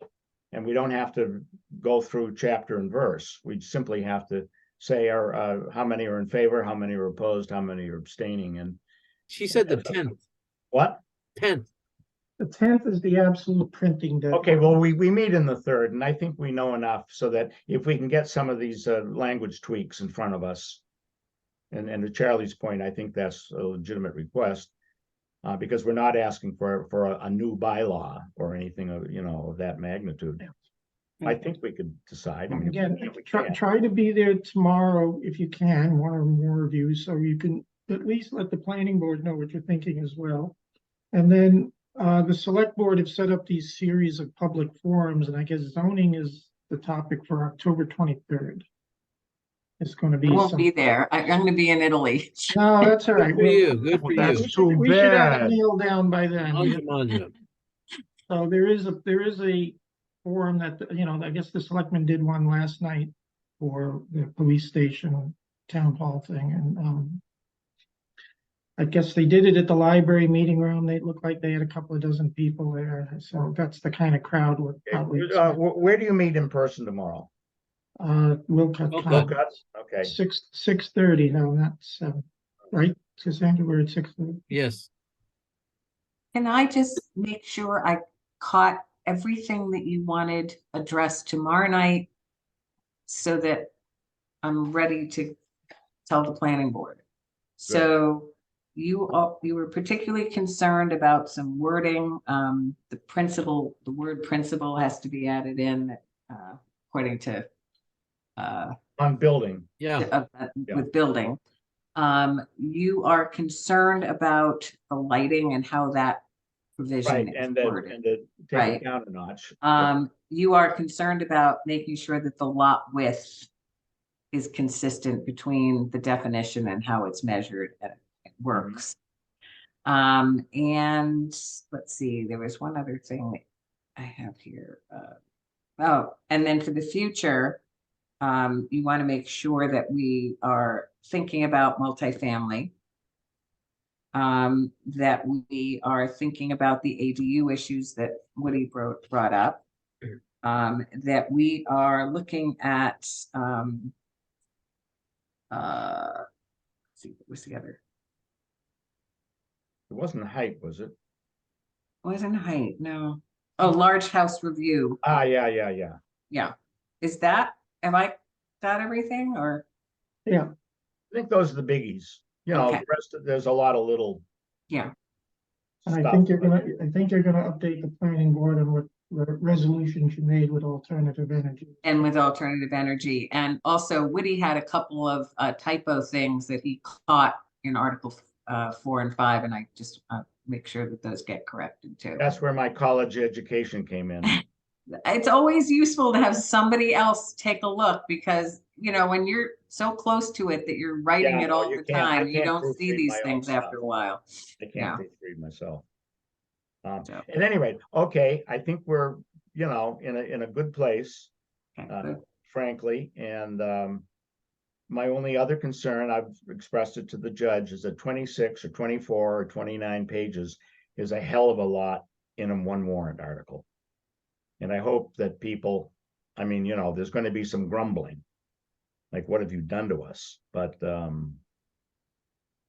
don't know if there's another mechanism. You can't avoid it with a zoning bylaw.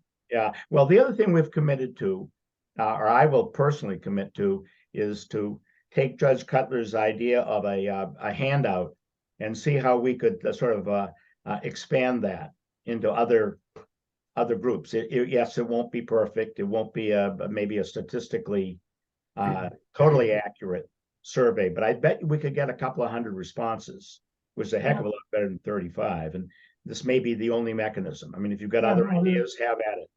And the question is written, and we just have to adapt a piece of paper to it, so that can be done. yeah, I mean, it may or may not work. I'll run it by you as soon as I can. So yeah, but if you've got other ideas, I mean, I think it's really important that we can go to the town and say, look, we've had responses from 200 or 300 of you, including many of you, most of you here tonight, and this seems to be a sentiment, or we seem to be divided, or whatever the heck it is. It is. I don't know where people are in some respects because new people. Yeah. So anyway, I think that's a project. It's not a zoning bylaw project. Well, it's a communications project. We can loop in with, is Jason, is it? Who's? Yeah. Loop in. Maybe we go back to the old fashioned hard copy. I don't know. Or I mean, I don't know. Don't ask me. I still have a handwritten calendar. So I'm back. I'm back a few years. Okay. Is that it? Yeah, I think so. Thank you. Sandra, you think anything else is dangling out there? Do I have a motion to adjourn? Thank you for your time in doing this meeting tonight. Thank you very much. Seconded. Thank you. Okay, moved and seconded. All in favor, Woody Chidick, aye? Ed McMorris, aye. Carl Higginson, aye. Lee Darcey. Michael Dickey, aye. Matt Watkins, I. Okay, great. Thank you all for your time. Thank you. Appreciate Thank it.